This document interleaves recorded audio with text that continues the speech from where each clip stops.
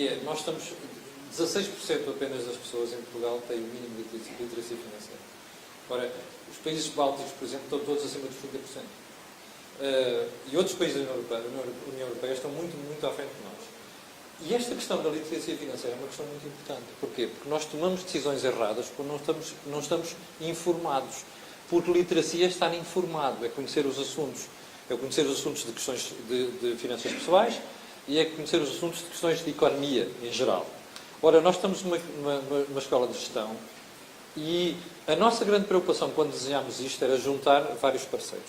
Desde logo as universidades. Desde logo empresas, sobretudo as pequenas e médias, são aquelas que têm mais peso no panorama empresarial português, aquilo que se chama o Corporate Portugal. E depois juntámos outros parceiros que nos pudessem ajudar nesta tarefa. Apareceu o Novo Banco, já tivemos a Fidelidade, agora temos a Blue Crown Fundos e temos também, e tivemos sempre, o Cedis Group, como vocês todos sabem, é um grupo empresarial que faz software para ajudar a gerir empresas, fazer a gestão das empresas, nomeadamente a gestão de informação. Ora, nós já fizemos um percurso pelo país todo, faltam neste momento só 3 distritos, não é? José Pedro, faltam só 3 distritos. As coisas têm corrido muito bem, aliás, o bom sinal que temos aqui, estamos a precisar de uma sala maior, porque temos ali gente ainda que está lá fora. Posso pedir para entrarem e ficam aqui assim do lado? Pode ser. Desculpem lá.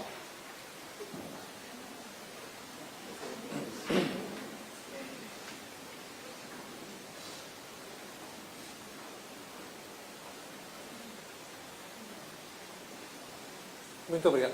Podem vir para o lado esquerdo também. Eu não gosto muito de esquerda, mas vocês podem vir. Estamos só a falar de geografia também, não tem nada a ver com orientação ideológica. E portanto, como eu estava aqui a explicar, a nossa grande preocupação é levar a literacia financeira. E eu, quando dava aulas na universidade, costumava dizer aos meus alunos o seguinte: eu não preciso que vocês se lembrem de tudo aquilo que a gente conversa numa aula. Só preciso que em cada aula se lembrem de um conceito ou de uma matéria que a gente discutiu. Ok? E aqui nestes eventos é exatamente a mesma coisa. Eu não faço nada questão que vocês se lembrem ao detalhe das palavras que a gente vai dizer aqui. Mas faço questão que levem uma ideia, pelo menos, que possa fazer a transformação das vossas vidas. Ok? Isto é que é mesmo importante. Qual é a vantagem deste tipo de eventos? É que nós conseguimos reunir pessoas que estão com a mão na massa. E a mão na massa não é no sentido que nós vemos hoje em dia de envelopes com dinheiro e essas coisas do género. Ok? É mão na massa, empresas. Gerir empresas, criar postos de trabalho e criar riqueza. A grande vantagem disto é que daqui a pouco, quando tivermos aqui um painel, vocês vão falar com fundos de investimento, vão falar com empresas que fazem contabilidade de quinta geração, que é para não dizer sexta geração, José Pedro Ferreira, e vão falar com bancos. Não é? Os bancos, como vocês sabem, são muito vilipendiados, mas são uma coisa sem a qual a gente não consegue viver. Portanto, eu tenho uma excelente opinião dos bancos e os bancos ajudam muito neste tipo de discussão. Mas isso é o que vamos fazer daqui a bocadinho. Como é que a sessão se vai passar hoje? Eu vou-te explicar muito rapidamente. Vamos ter uma espécie de introdução, que vai ser um Vox Pop. São perguntas sobre a matéria que nós vamos tratar hoje. Nós vamos tratar de incubação de empresas.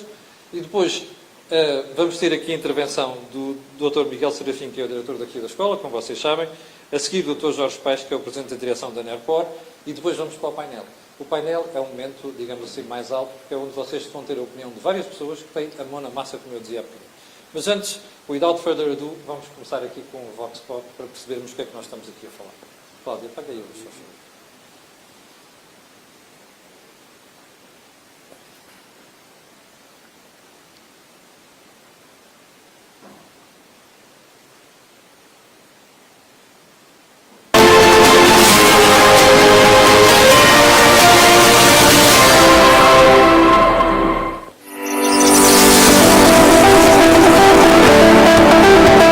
Organizações empresariais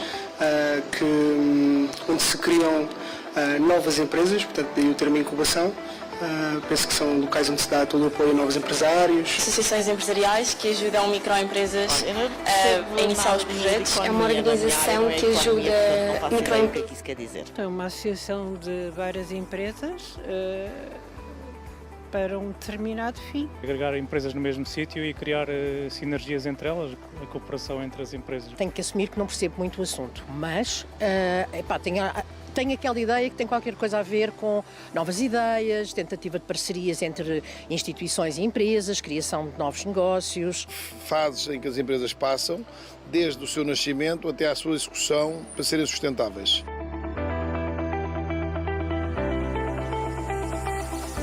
Fundamentalmente será todo como é que este processo de incubação é estruturado, desde linhas orientadoras, metodologias a usar, processos e também possível cooperação entre outros âmbitos de estudo, outras empresas que estejam dentro da mesma linha de processo e universidades, por exemplo, centros de investigação. Procurar onde é que estão as maiores necessidades de cada projeto, não é? Portanto, cada associação, no fundo, vai defender um projeto e é ir complementar e criar linhas orientadoras, não é? Para que essa empresa se possa desenvolver e, efetivamente, criar um impacto positivo. Para ter sucesso é preciso ter investimento, ter quadros qualificados e ter pessoas com vontade de trabalharem com objetivos definidos. Se esses objetivos forem bem definidos, em princípio, chegará-se a bom porto, desde que haja objetivos ambiciosos, mas com os pés na terra. Eu diria a própria estrutura organizacional da incubadora e também cooperação com centros de investigação. Tem que ter, portanto, muitas ideias, tem que ter muitas opiniões, tem que ter bons empregados, bons gestores, para que isso funcione em condições. Ter algum tipo de mentores, pessoas que já tenham algum know-how acerca do mercado específico das empresas que estão a tentar estabilizar-se, não é? E criar, se calhar, uma força de trabalho. E alguns apoios, eventualmente locais ou estatais.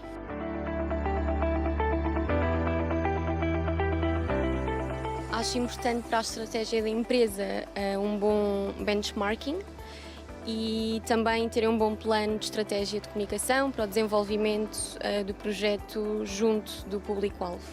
Para a sustentabilidade de uma empresa é preciso ter capitais próprios, não depender de nenhum financiamento em termos bancários, porque hoje em dia, durante anos, as empresas tinham taxas de juros nos bancos de 2, 3%, hoje em dia têm 8, 10% e, portanto, se não houver uma capacidade de se reorganizar internamente, ficam estranguladas porque depois não têm tesouraria. A concorrência, não é? Porque muitas vezes essas incubadoras estão a entrar em nichos de mercado que já têm empresas estabelecidas e, portanto, têm que ser muito inovadoras e encontrar novas formas de fazer negócios. Para a empresa poder avançar, vai ter que eclodir, vai ter que dar o ovo vai ter que dar fruto.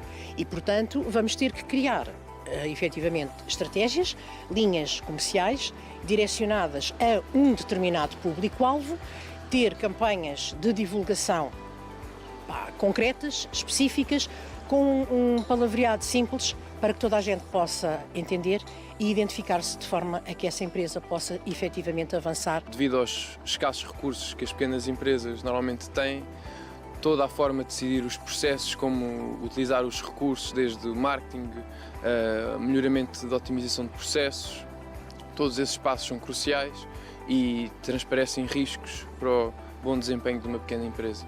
Definir um público-alvo e saber qual a melhor estratégia para chegar até ele e também como diferenciar os produtos de outras empresas que também estejam na mesma situação.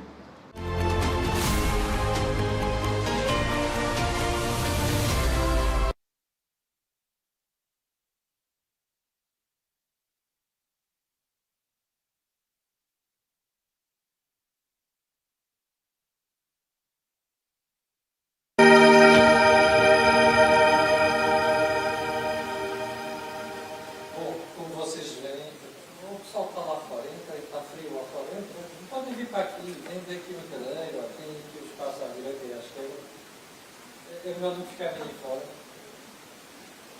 Deve estar frio aí fora. Muito obrigado. Bom, como vocês veem por aqui, deixem-me só buscar um termo de comparação.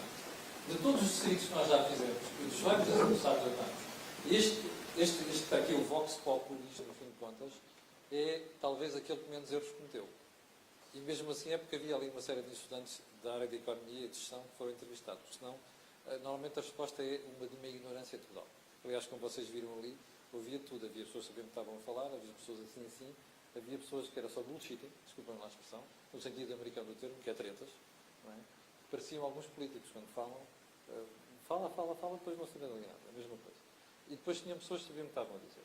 Ora, Isto é o estado do país, nesta e noutras áreas.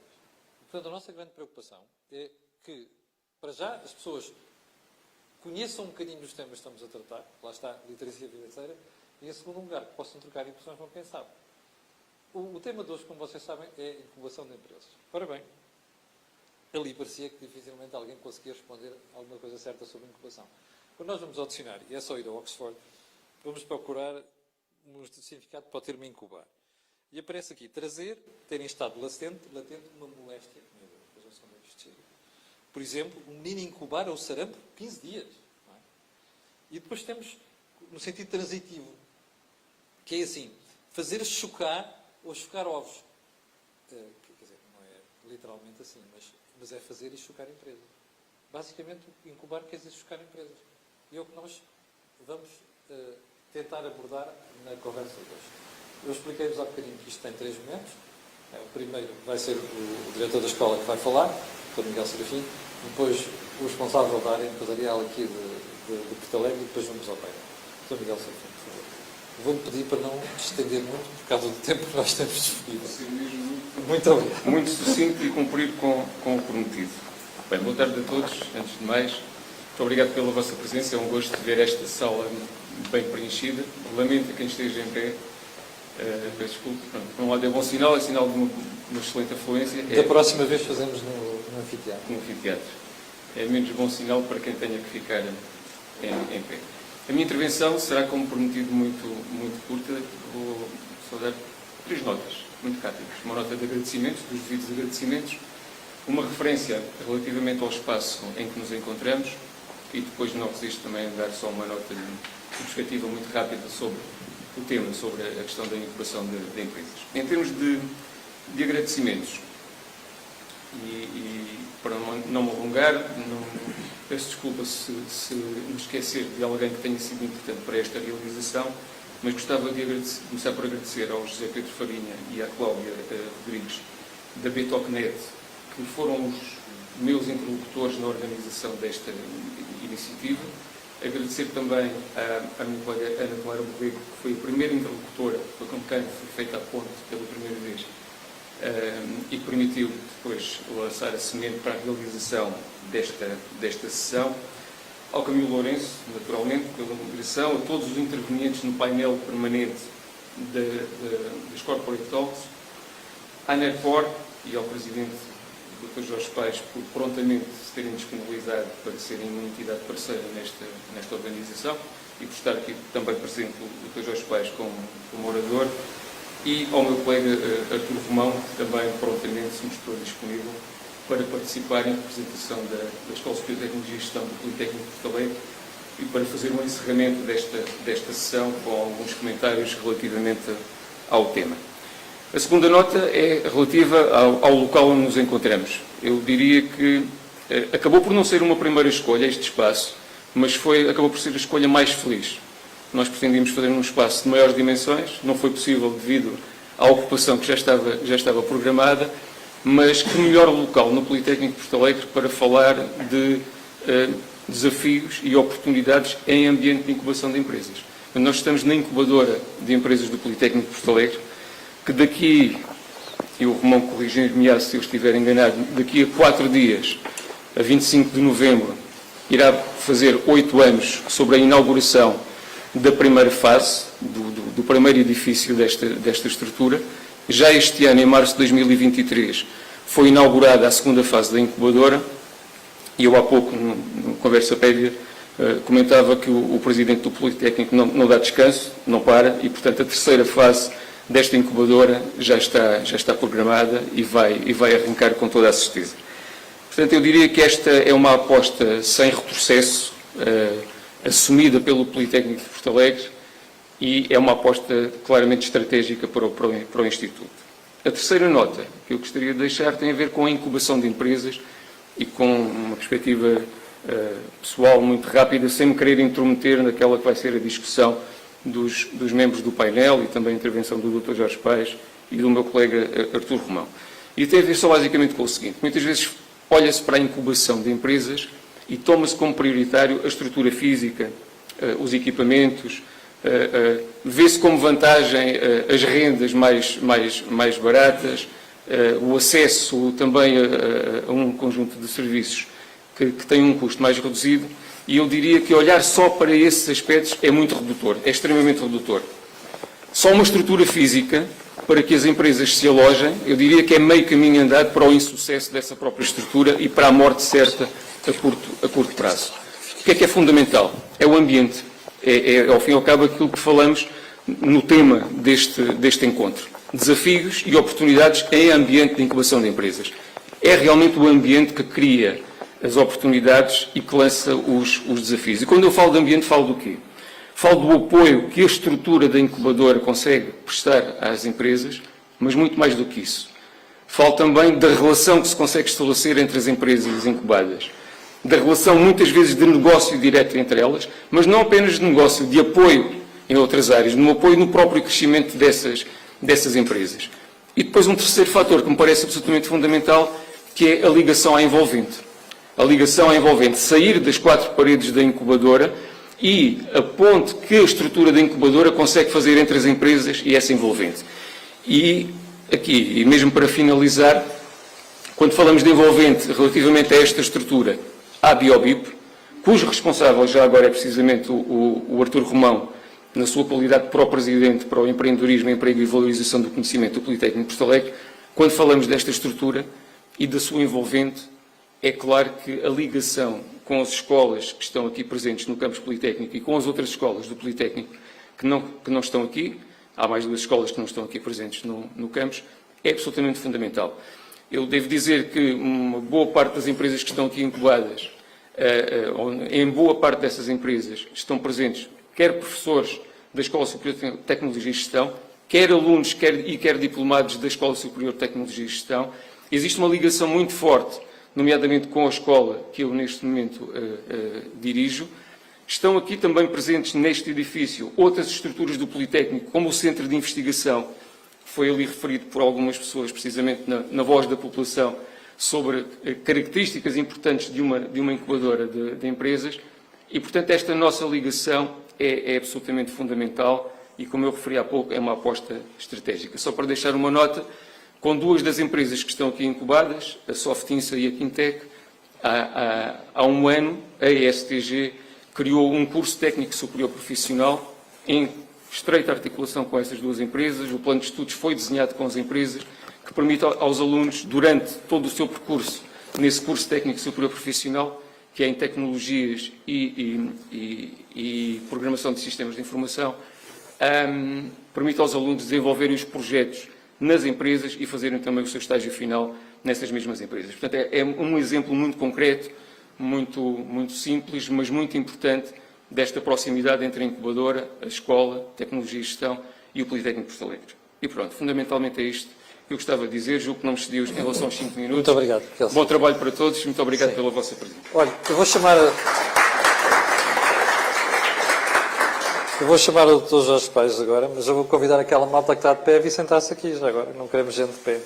Portanto, o mais possível o pessoal conseguir sentar-se aqui, faz favor. Quem está aí atrás, quem está de lado, podem vir sentar-se aqui. Eu juro que não faço mal a ninguém, não vou morder ninguém. Dr. Jorge Paes, pode avançar. Vamos lá. É? Não, isso não é problema. Vão sentando aqui, se faz. Até aqui cabem 2 em cada banquinho, por isso. Eu, se for preciso, também posso ceder ali a minha cadeira. Para não há problema. Vá lá, pessoal, vá lá. Façam de conta que é uma aula. Basicamente isto é uma aula. Bom, então, boa tarde a todos. Vou ver se não chego os 10 minutos, já sei que há esta limitação temporal. Felicitar a organização e agradecer o convite para falar num tema que desde há muito me interessa muito. Nós, na ERPOR, ainda no tempo em que foi governo o professor Cavaco Silva e era secretário de Estado o hoje conhecido comentador benfiquista Bagão Félix, apelámos e conseguimos que se fizesse... A única parte que presta aí é mesmo o Benfica. Está a ver? Bom, para não entrarmos em discussões futebolísticas, enfim, que é um tema sempre um bocado quente, a dizer que lutámos pela criação aqui em Porto Alegre e noutras regiões noutras localidades desta região, pelos centros de incubadores, de incubação de empresas, que foram promovidos depois pelo IFP e que existem aqui em Porto Alegre, em Monforte, enfim, e que infelizmente não terão correspondido àquilo que nós pretendíamos, porque, como o Miguel disse há pouco, não é apenas as instalações físicas que são importantes e necessárias, é fundamentalmente a gestão, a dinâmica, a criação e o aproveitamento de todo um networking generalizado que leve as empresas a inspirarem-se, os empreendedores a inspirarem-se. E nós sabemos que nesta região, que é reconhecidamente daquelas de mais baixa densidade do país, como agora tecnicamente são definidas, é ainda muito mais difícil criar esse ambiente necessário à progressão e aceleração das empresas, porque elas estão muito dependentes, de facto, destas ligações externas, daquilo que a incubadora pode proporcionar de informação com outros centros de saber, outras escolas, outros grupos empresariais. Essa integração nesta comunidade alargada de dinâmica empresarial é absolutamente fundamental e numa região como a nossa, das menos demograficamente mais afetadas, com menos empresas, com uma grande facilidade empresarial, portanto, todo este trabalho é muito mais difícil, é muito mais complexo do que em grandes centros urbanos, com outra proximidade, com outras escolas, com outras empresas, enfim. Portanto, para já valorizar muito aquilo que tem sido feito aqui pela incubadora, pela Biobip, e que está, enfim, à vista, a expansão já existente, a perspectiva de uma nova expansão, e isto realmente carece de muito entusiasmo, muita dedicação à causa e de resultados que têm vindo a ser atingidos, como agora foi mencionado. Nós, a Associação Empresarial, modestamente, à nossa escala e com os recursos de que dispomos, também acabámos de inaugurar há um par de meses atrás uma incubadora que, de resto, temos um protocolo antigo com o IPP, para fazer esta complementaridade e permitir que haja uma gestão, ao fim e ao cabo, conjunta dos espaços disponíveis e do tipo de negócio que se pretende desenvolver e, portanto, enfim, dentro daquilo que são as nossas possibilidades, também estamos a dar o nosso contributo para este instrumento fundamental de dinamização económica e empresarial das regiões, porque acreditamos que é por aqui, que é pela economia empresarial que se consegue o desenvolvimento regional e que se consegue a sustentabilidade social necessária, enfim, para proporcionar um mínimo de riqueza e de conforto às famílias, às pessoas. De resto,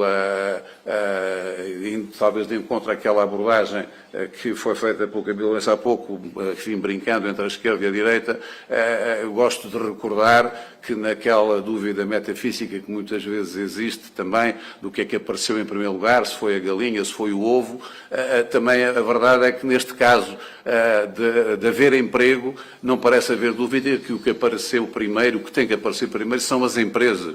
E, portanto, as empresas, os empreendedores é que criam emprego, é que criam riqueza e é com esses instrumentos que tem que haver crescimento económico. Se não houver crescimento económico, não há possibilidade de pagar melhores salários, de conceder maiores facilidades sociais. Portanto, é fundamental que haja crescimento económico e que haja a riqueza. E elas vêm fundamentalmente das empresas, porque não podem ser, como acontece nestas regiões mais depauperadas, apenas ou sobretudo em muitos concelhos, as câmaras municipais a sustentar socialmente a dinâmica económica dos respectivos concelhos. Nós temos na região do Alto Alentejo cerca de 120 mil habitantes, que é menos do que a freguesia de São Domingos de Benfica, e já não vai dando para encher, se calhar, o Estádio da Luz ou de Alvalade, para não criar aqui, enfim, celeumas entre os clubes. E, portanto, esta é a realidade que temos e que só conseguiremos superar se efetivamente conseguirmos dinamizar a economia,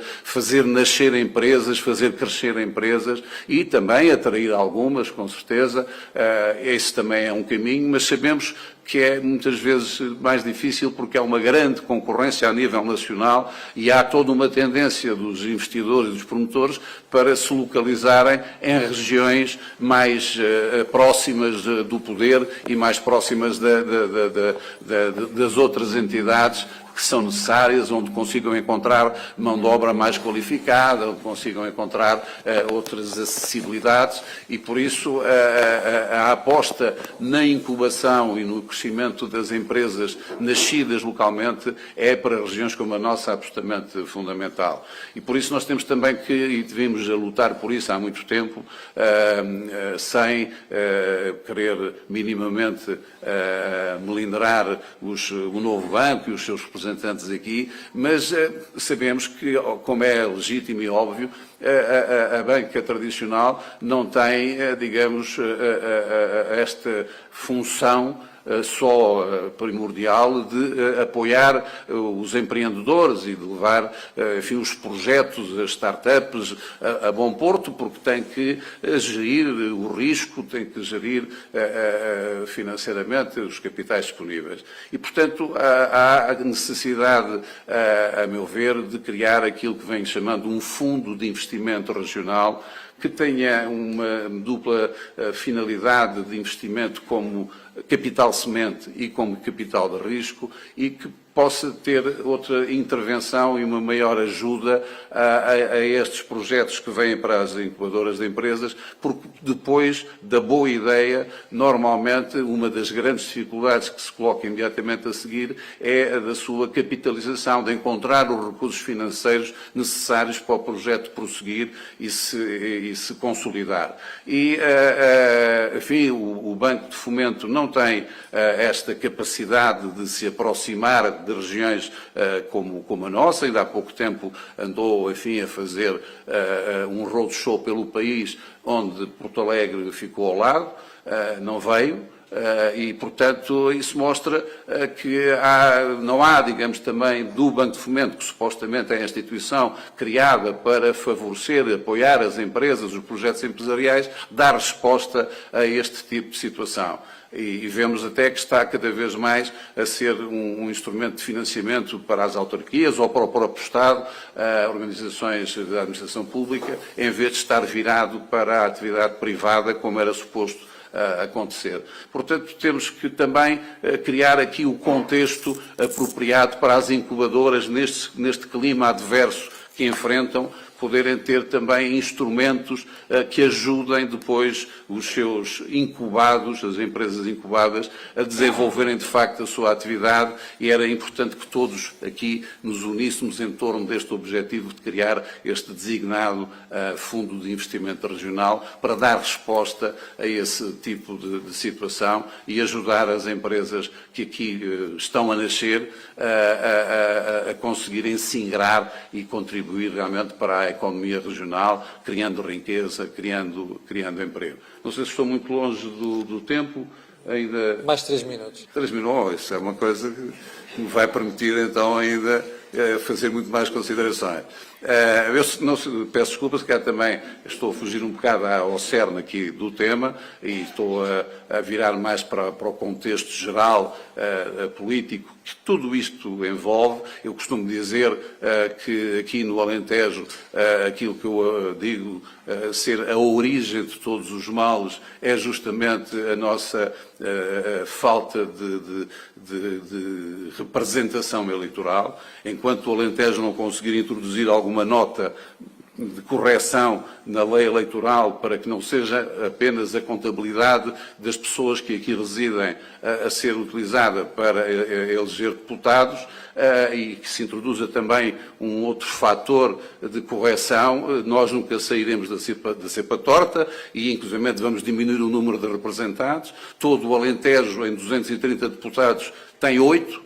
Porto Alegre, como sabem, tem só 2 e, portanto, é sempre difícil politicamente conseguir os envelopes financeiros necessários para o desenvolvimento da região, porque quando chega à altura de tomar decisões, evidentemente que esta linha litoral de Lisboa, Viana do Castelo, onde se concentra mais de 70% da atividade económica do país, e por isso faz que, por exemplo, as ligações de alta velocidade estejam a ser estudadas em termos ferroviários entre Lisboa e o Porto e não entre Lisboa e Madrid ou a Europa. Enfim, a solução que está a ser adotada aqui é uma solução muito atrasada e coxa, porque está a ser feita na bitola ibérica, e é curioso, quando se pretende fazer a ligação à rede europeia, em que a bitola europeia é que devia ser utilizada, portanto, se considera que depois é só desatarrachar um dos lados da via e alargá-lo e já fica tudo resolvido, havendo apenas este detalhe do esquecimento que, ao fazê-lo, se impede a circulação de todos os comboios e, portanto, haveria necessidade de estar durante vários anos parado para conseguir fazer esse desatarrachamento e colocação do carril alargado para fazer esta ligação. Portanto, há aqui esta assimetria regional que se vai, infelizmente, consolidando e toda esta região mais próxima da fronteira com Espanha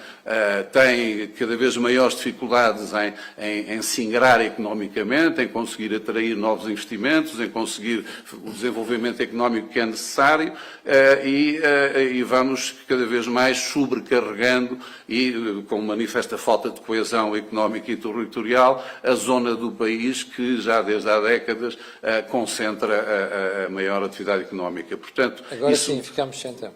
Ficamos então neste ponto de reflexão e que mostra a absoluta necessidade de apostarmos nas incubadoras e aceleradoras de empresas e de conseguirmos, por essa forma, vitalizar o tecido empresarial destas regiões. Muito obrigado. Muito obrigado, Dr. Jorge Passos.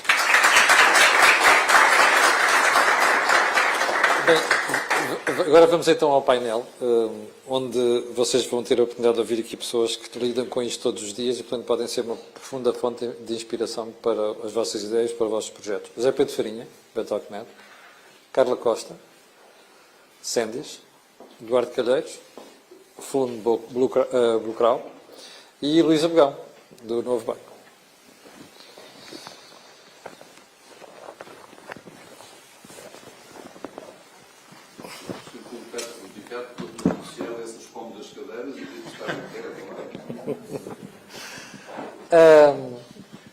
José Pedro Farinha, vamos começar por ti. O que é que estamos aqui a fazer? Então, para já, viemos a Porto Alegre, que é uma terra super simpática, e precisávamos de um pretexto. E viemos falar precisamente dos desafios da incubação, que eu acho que tem muito a ver com os desafios que vivemos hoje, porque hoje também a relação laboral está diferente, as pessoas ambicionam desenvolver o seu projeto e também têm noção que sozinhos não conseguem desenvolver o seu projeto e precisam de começar por algum sítio onde consigam partilhar um ecossistema, onde consigam minimizar todos os impactos e desafios que lhes são colocados no dia-a-dia para que consigam desenvolver uma atividade empresarial e, ao mesmo tempo, aproveitar as oportunidades de networking enquanto não têm essa capacidade de avançar sozinhos ou de se juntar a um modelo de negócio que lhes permita esse desenvolvimento. A questão do networking é particularmente importante. Agora pode explicar ao pessoal que está aqui, sobretudo porque há aqui uma boa porcentagem de estudantes, porque é que o networking é importante? Networking é isto que estamos aqui a fazer. Portanto, vocês acham que, os estudantes, acham que a maioria destas pessoas estão aqui para nos ouvir e é mentira. A maioria destas pessoas estão aqui para trocar cartões de visita e fazerem negócios. É por isso que servem estes eventos. E ninguém fica chocado com isso, ok? Se for mesmo isso, já não é mau. Okay? Exato. Networking é isso mesmo. Portanto, é pôr os nossos contactos e os contactos dos nossos contactos ao nosso serviço, porque isto não tem nada de errado. Portanto, nós, empresários, quando nascemos de manhã, devemos nascer com a perspectiva o que é que vamos vender de valor acrescentado aos nossos clientes, como é que vamos receber, porque hoje em dia também é fácil vender e não receber. E para isso é importante pôr todo o serviço de networking, todos os nossos contactos ao nosso serviço. E, portanto, há que pensar em modelos para que isso seja possível.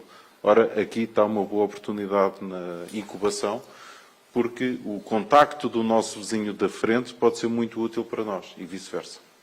Deixem-me realçar este ponto, que é a questão do networking, ok? Vocês são estudantes. E são estudantes de uma área que diz respeito a empresas.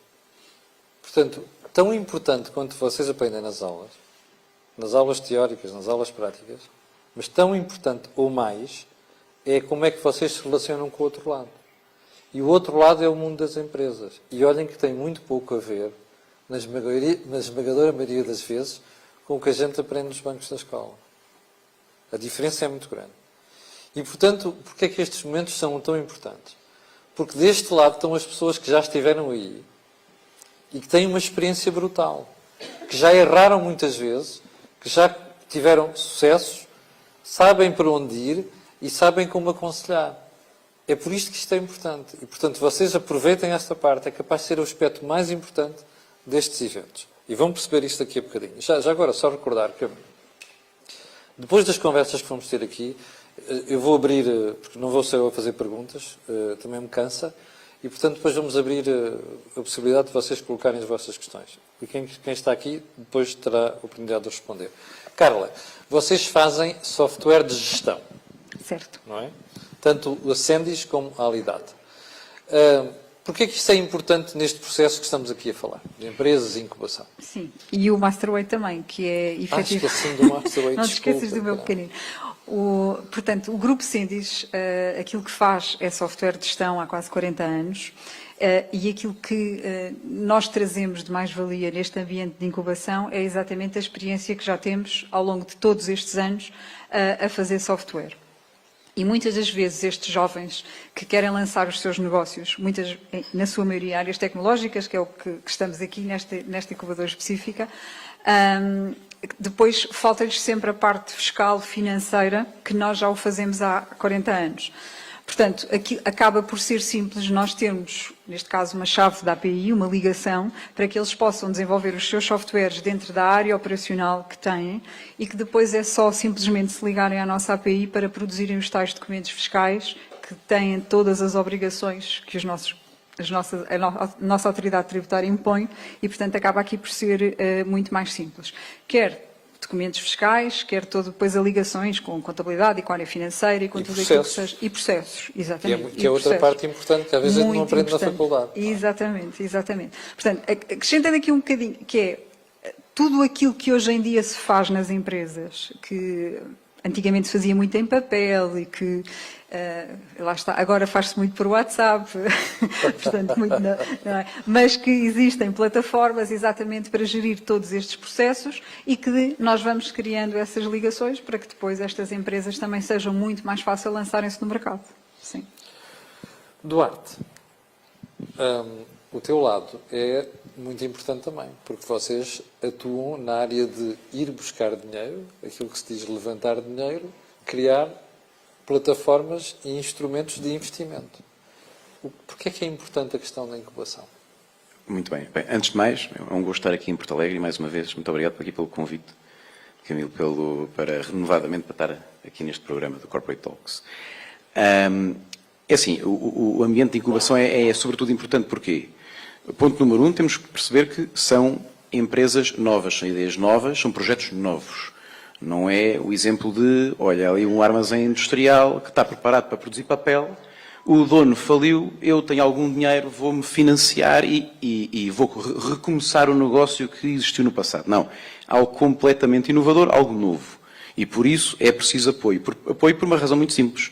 Porque isto são as médias internacionais, que é, se uma empresa que quer efetivamente lançar um produto, um serviço novo, tem algo novo para introduzir no mercado, estiver sozinha, a probabilidade de vingar, ou melhor, a probabilidade de morrer, de mortalidade, anda nos 70% 80%, se não mais. E já baixou, porque era 85%. Eu lembro quando o José Pedro Farinha criou a empresa, a Betoc, numa palestra que a gente fez, eu dizia ao José Pedro, bom, como 85% das empresas vai à falência ao fim de 5 anos, vamos ver onde é que vocês estão daqui a 5 anos. Bom, eles ainda cá estão. Tá bem? Eles fazem parte dos 15%. Portanto, quem está desse lado e que tiver a criar empresas, faça um esforço para estar naquele quadrante onde está o José Pedro Farinha. Desculpa lá, Eduardo. E é verdade, portanto, o que acontece? Depois, esse índice de mortalidade diminui drasticamente quando somos incubados, ou seja, esse índice de mortalidade vai para os 30%, 40%, por aí. Uma diferença brutal. Uma diferença enorme entre realmente termos novas empresas a criar emprego, a criar e a contribuir para a produtividade nacional. Portanto, obviamente que é importantíssimo termos estas incubadoras, sejam incubadoras ligadas às câmaras municipais, governo, faculdades, universidades ou até privadas. E seja muitas delas mais um negócio, outras menos um negócio, o importante é o promotor desta nova empresa, desta nova ideia, deste novo projeto, ter a capacidade de escolher realmente onde quer operar, onde quer começar a desenvolver o seu negócio. E depois, obviamente, obviamente que há algumas incubadoras especializadas mais na área de tecnologias de informação, biotecnologia, sustentabilidade, exatamente, energias renováveis, portanto. E aqui temos que escolher qual é que queremos. E depois, se calhar, há incubadoras que são uma fase seguinte. E aí, se calhar, é que entram muitas vezes as privadas, em que temos uma aceleração daquilo que já foi mais ou menos foi uma substância, não é? Portanto, que é aquela fase em que se ganha tração já. E em que se começa a ganhar tração, então precisamos aí um boost especial e um ambiente mais específico para cada um dessas empresas. Luís, novo banco. Há bocadinho ouvimos aqui o representante das empresas queixar-se do outro banco, não era o novo banco, era o Banco de Fomento, o que não me espanta, aliás, a queixa que foi feita. Vocês estão no extremo do Banco de Fomento, ou seja, apoiam as empresas, apoiam também empresas a começar? Bom, antes de mais, boa tarde. Ali o José Pedro Farinha costuma ter uma versão que é... Como é que é, José Pedro? Eu costumo sempre dizer que o business plan é muito importante para que os bancos decidam financiar uma operação, sobretudo se o promotor tiver património real para dar de garantia. Era a provocação que eu queria fazer. A provocação é válida, mas não só. Mas eu, antes de mais, gostaria de dizer que é um gosto poder estar aqui com este painel, poder estar aqui a representar o novo banco, e também como alentejano, porque eu sou de Évora, é um gosto poder ter eventos como os Corporate Talks no Alentejo, não indo aos 3 distritos como referiram, mas poder estar presente no evento no Alentejo. Indo direto aqui à questão, os bancos, sobretudo, querem ser parceiros das empresas. Eu percebo que quando se fala de financiamento, e sobretudo de financiamento, o banco pode parecer a parte menos simpática do processo. Pode ser aquele parceiro que à partida parece que é menos simpático em todo o processo. Mas no caso do novo banco especificamente, quando nós até definimos ou falamos daquilo que é a missão do novo banco, em que o novo banco se posiciona como o banco que quer ser o banco de confiança das famílias e das empresas ao longo da sua vida, o banco quer sobretudo ser um parceiro. Quando falamos de empresas, especificamente como referimos, empresas que estão a começar, empresas startups, podendo estar incubadas ou não, o banco até tem soluções específicas para este tipo de empresas. Por exemplo, todas as empresas que tenham até menos de 2 anos de vida, na relação inicial com o banco, daquilo que são todos os serviços iniciais com o banco, pode beneficiar da isenção total desses serviços, todos os serviços de acesso online, transações, transferências, cartões, etc. E muitas das empresas é com gosto que as vemos até passar para um patamar diferente. Dou o exemplo muito prático, entrando com exemplos práticos para que percebam melhor. Nós, por exemplo, temos para as empresas novas com menos de 2 anos de vida um TPA, no caso das empresas que necessitam, por exemplo, um TPA que é gratuito até um determinado plafond. Facilmente, e é com gosto que vemos que muitas empresas, ao fim de alguns meses, ultrapassam esse plafond, essa atração, e já nos estão a pedir para trocar da oferta e passar para outros níveis de transação. Ao nível do crédito, exatamente a mesma coisa. Nós temos soluções soluções específicas para startups. Obviamente, respondendo aqui à provocação, se calhar, e de certeza, somos um pouco mais exigentes na análise de uma startup, ou seja, nós não temos um histórico, ou seja, não temos um histórico de atividade da empresa, não sabemos como é que a empresa se posiciona, como é que é o comportamento, como é que são as vendas, Como é que é a gestão? etc. Então, obviamente que a nossa análise numa startup daquilo que é um projeto é exigente, é com certeza exigente, mas nada nos dá mais gozo. E eu estou aqui, mas eu sou um comercial sobretudo, e temos aí os nossos comerciais, o gestor e a gerente de palco. Nada dá mais gozo a um comercial do que fazer negócio, nunca duvidem disto também da parte da banca. Luís, também é preciso desmistificar isto, não é? Porque as pessoas normalmente passam a vida a criticar os bancos. Mas a verdade é que este processo de exigência que o Luís está a falar é fundamental. Até protege não só os outros clientes dos bancos, como protege inclusive o contribuinte, não é? Exatamente. E nós vimos isso nos últimos 15 anos. Sim, os bancos têm uma missão que é, além de apoiar a economia, seja famílias, seja empresas, mas também têm uma missão que é proteger aquilo que nos é confiado, que são os depósitos das famílias e das empresas. É a relação fiduciária, não é? A confiança é que as pessoas depositam numa instituição e não se pode perder isso, não é? Portanto, também é preciso não exagerar nesta... E mesmo na relação com as empresas, eu diria que quando falamos de um projeto, muitas vezes se calhar entende-se um projeto como o projeto é a distância entre o banco aprovar este financiamento que eu, empresário, eu, promotor, necessito ou não.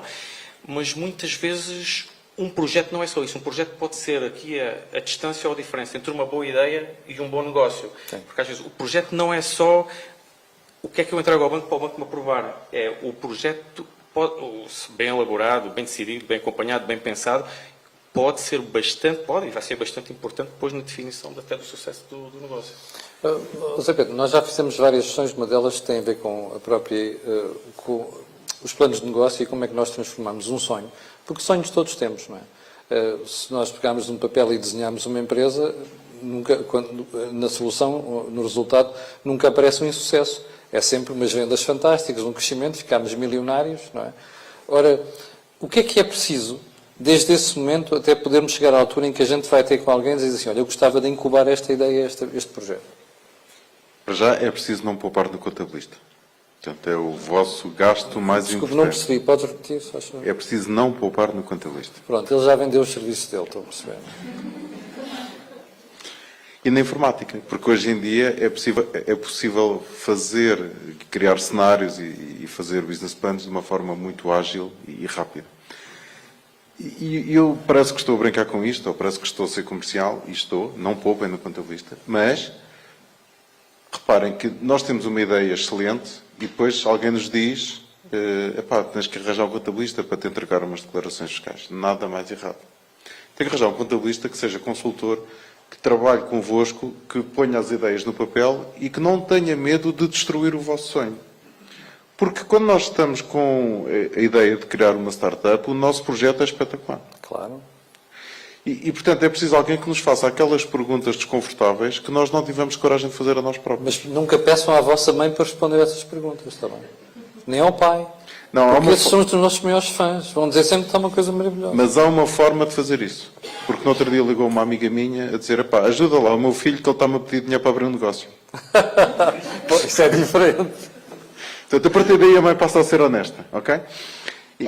E depois há que pôr isso no papel, há que se envolver, há que falar em português com o contabilista e tentar entender o contabilismo dele. O contabilista normalmente é um ser chato, mas ele consegue falar português. Às vezes é preciso que se fale com ele também e que se te explique o nosso negócio para que se consiga pôr aquilo num software qualquer, ao limite, numa folha de Excel. Portanto, que é o software mais usado no mundo para fazer business plans. Não?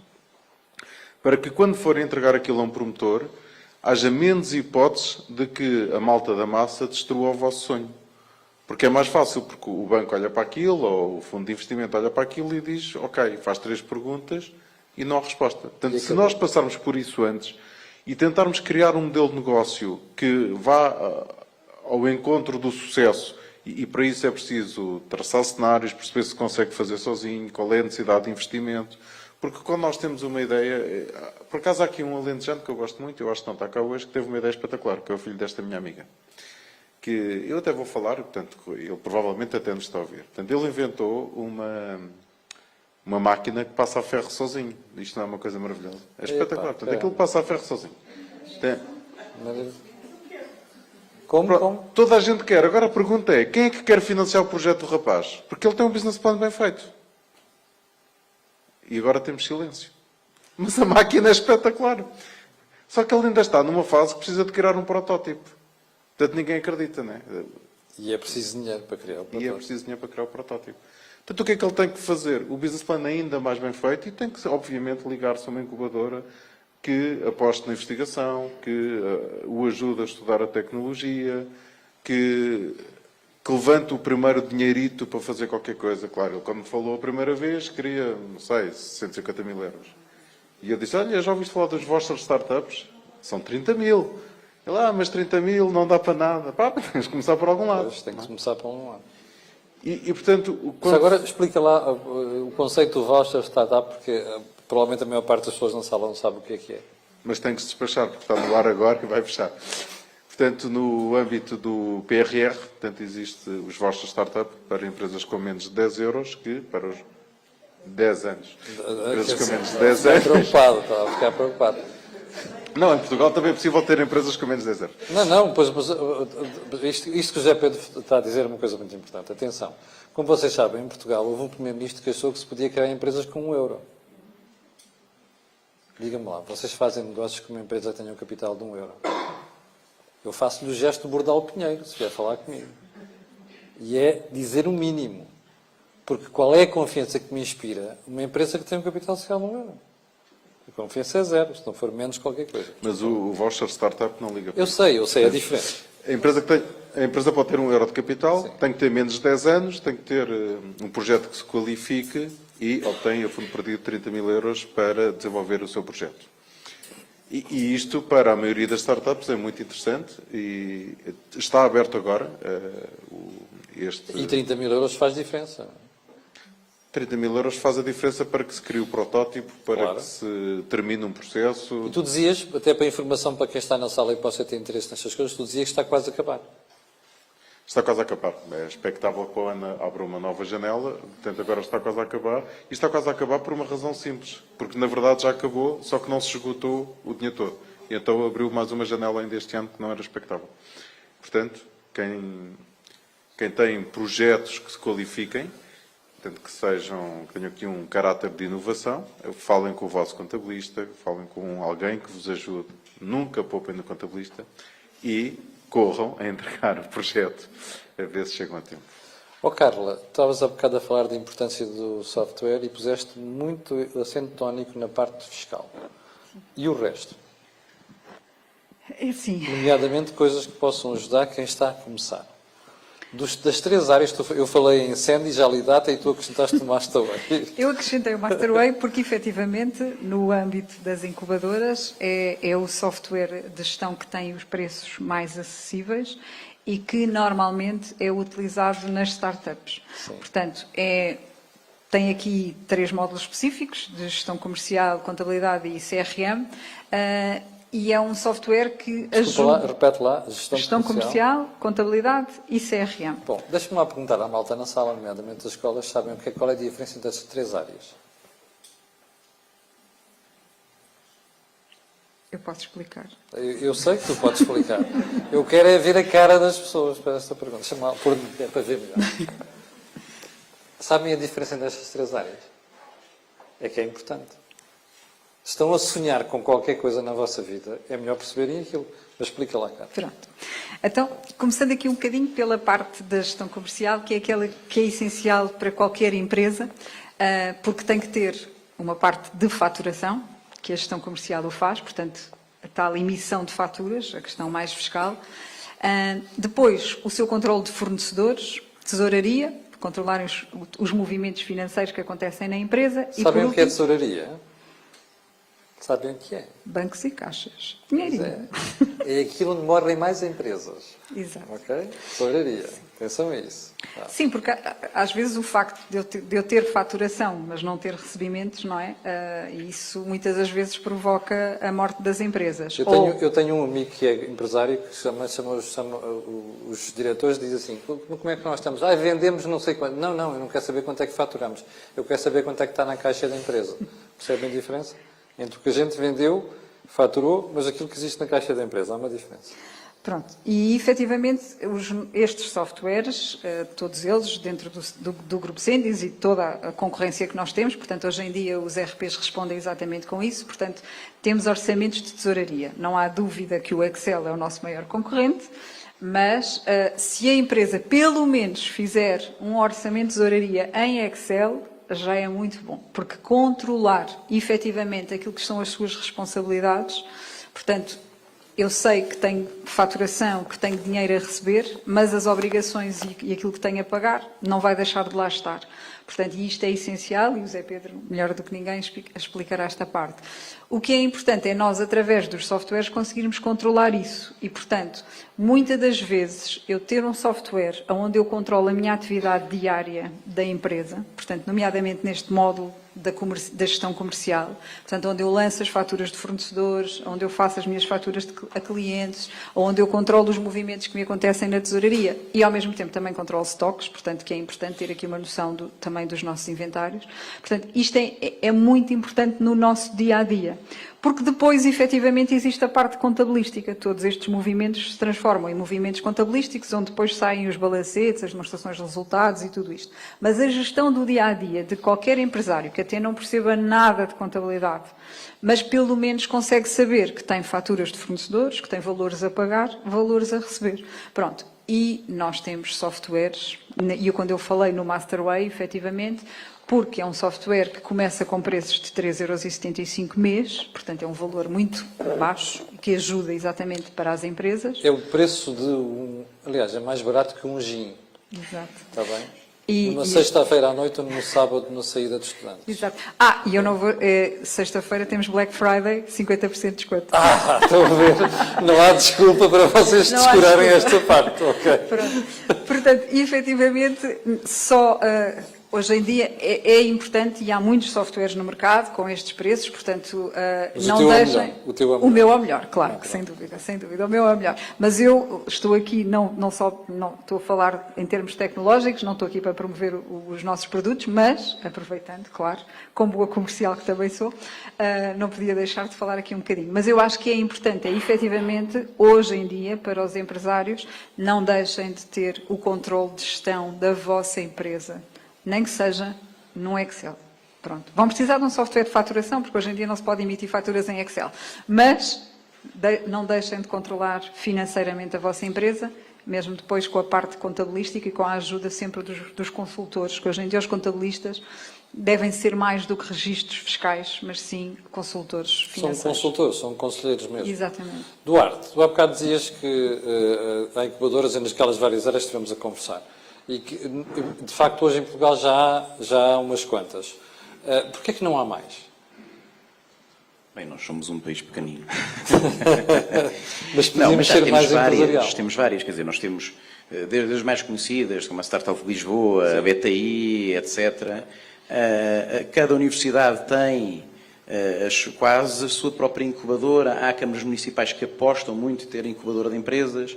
Quer dizer, temos já um ambiente de tentativa de realmente haver um apoio ao empreendedorismo interessante. Agora, é necessário que realmente haja realmente projetos e que comecem a fazer com que estas fábricas de empreendedorismo, por assim dizer, comecem a produzir algo. Agora, é produzido algo. Nós, por exemplo, temos no que toca à Blue Crow em si, e nós estamos um bocadinho mais à frente daquilo que considero, se calhar, a cadeia alimentar, porque nós não investimos normalmente em startups na fase inicial. Nós estamos pré-Series A, ou seja, uma empresa que já consiga efetivamente demonstrar que tem o seu protótipo, que já começou a faturar, não tem que ter a EBITDA positiva, obviamente, mas Já não é só um projeto de negócio. Exatamente, não é nenhum projeto, já é uma empresa, já tem algo provado e já consegue vender, e já tem garantido matéria-prima e já tem contratos para ver escoar o produto final. Por isso é que dizias que estão um bocado mais à frente da cadeia alimentar. Pegam naquilo e te fazem crescer. Exatamente. Pronto, nós estamos mais nessa fase. Mas posso dizer que há várias empresas que nós estamos em fase de investimento ou que já investimos, que vieram efetivamente destas fábricas de empresas, não é? De empreendedorismo. Não é? Quer dizer, essas incubadoras. Seja, por exemplo, vou dar alguns exemplos, o PTEC do Porto, temos uma empresa que estamos em fase de investimento que se foca muito na sustentabilidade elétrica dos edifícios. Numa mais privada, que é a fábrica de unicórnios, que essa também temos uma empresa que estamos em fase de investimento, que criou uma realidade aumentada para funcionários de fábricas, que torna a produção industrial muito mais eficiente. São empresas que já não estão nestas incubadoras, mas que já estiveram.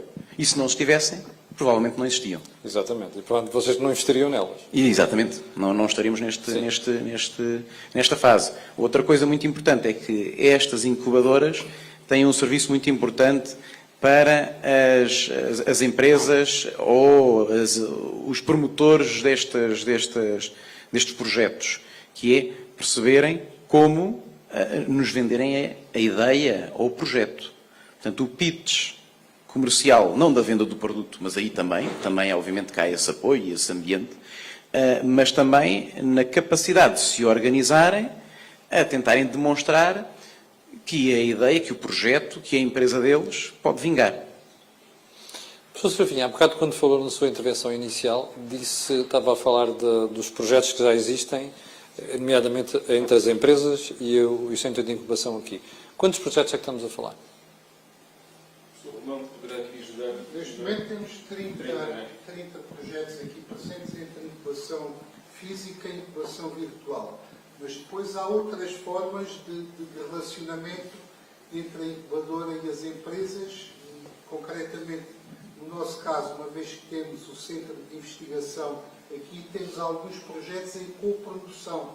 Portanto, mesmo a disputa na obtenção de financiamento para o desenvolvimento de projetos, para o surgimento de novos produtos ou serviços, é feito muitas vezes nessa parceria entre o Politécnico, outras instituições de ensino superior e as empresas que estão aqui incubadas ou com as quais nós temos relação.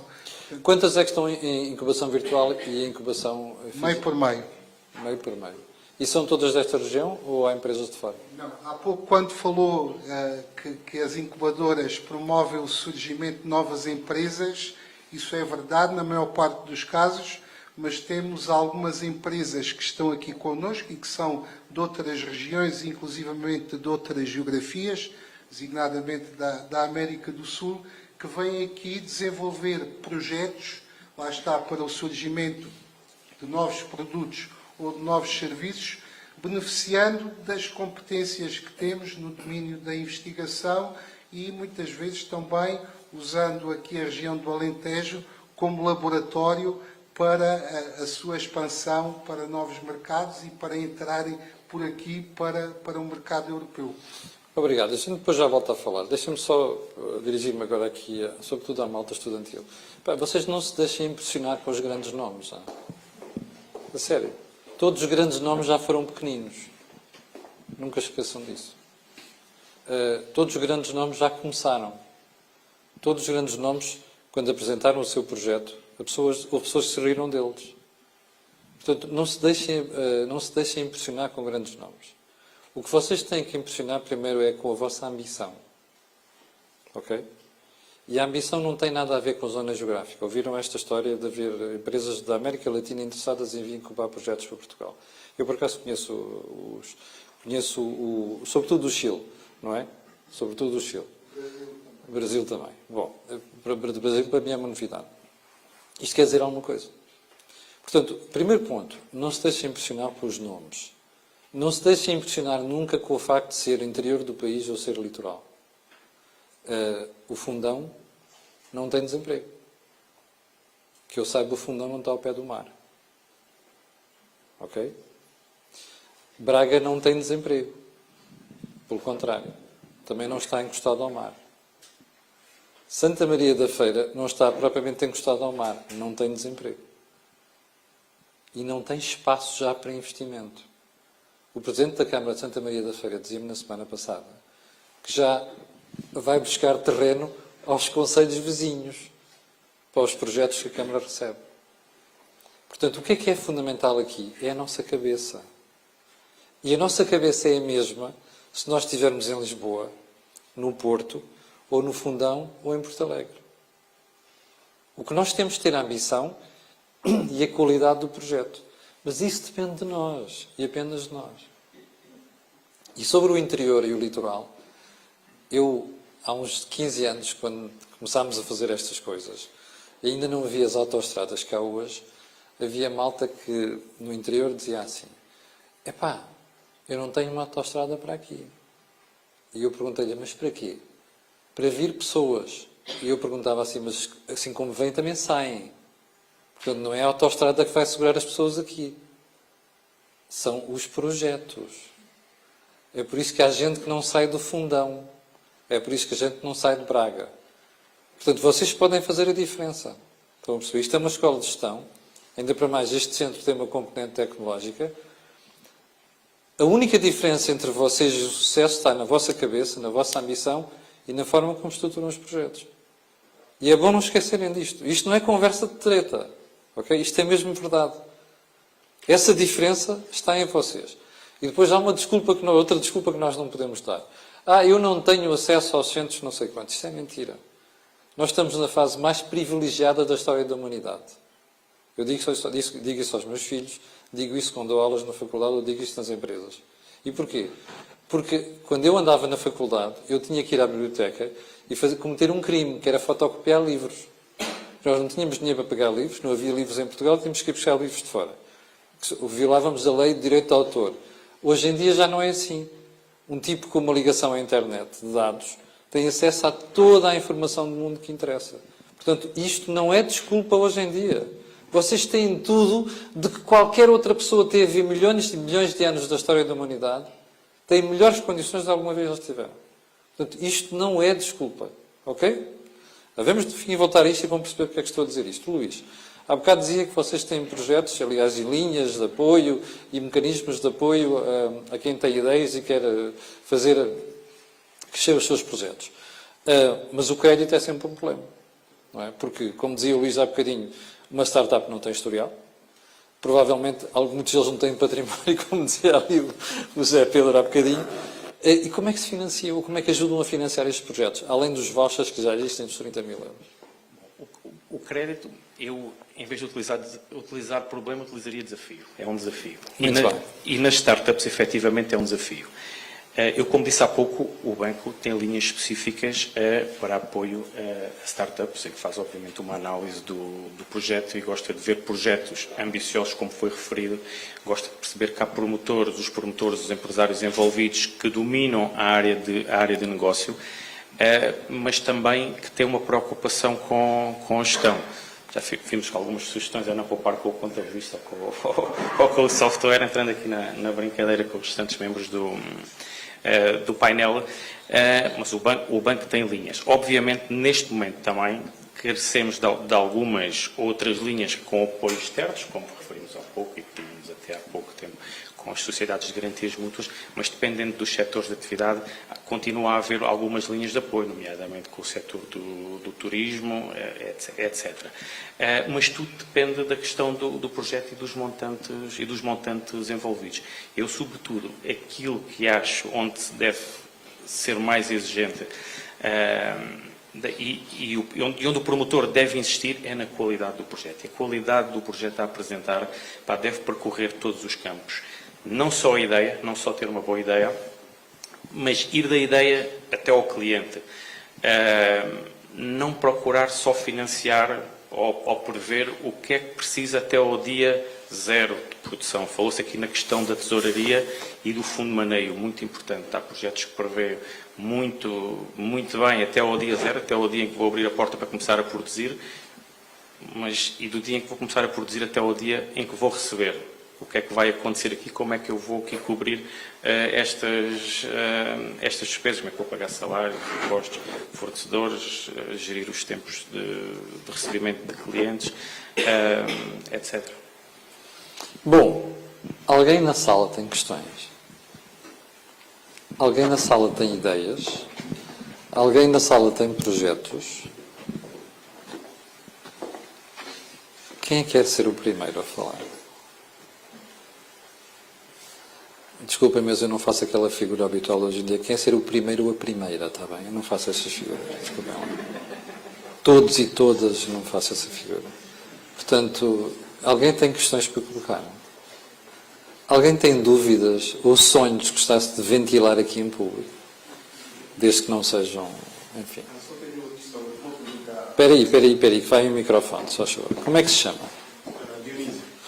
Dionísio. Faz favor de colocar a questão. Só que tenho uma pequena questão a colocar. Só queria saber se, no caso, a entidade financeira, que é o banco, não é? Que muitas vezes, como acabou de falar, quando dá o apoio a uma empresa incubada, será que ajuda a acompanhar a empresa para ver se consegue desenvolver a sua capacidade como está previsto? O projeto. Luís, é a sua oportunidade de brilhar agora. Bom,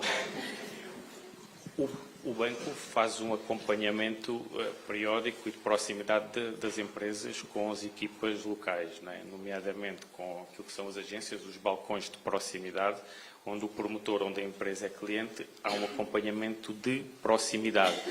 Obviamente dá sempre alguns inputs, quer na área, quer durante o período da análise de crédito, durante o período de decisão, que obviamente ajudam também, é suposto ajudar o promotor ou a pensar, ou suprir, ou completar aquilo que é o projeto e aquilo que é a sua ideia, mas não faz propriamente consultoria, não é?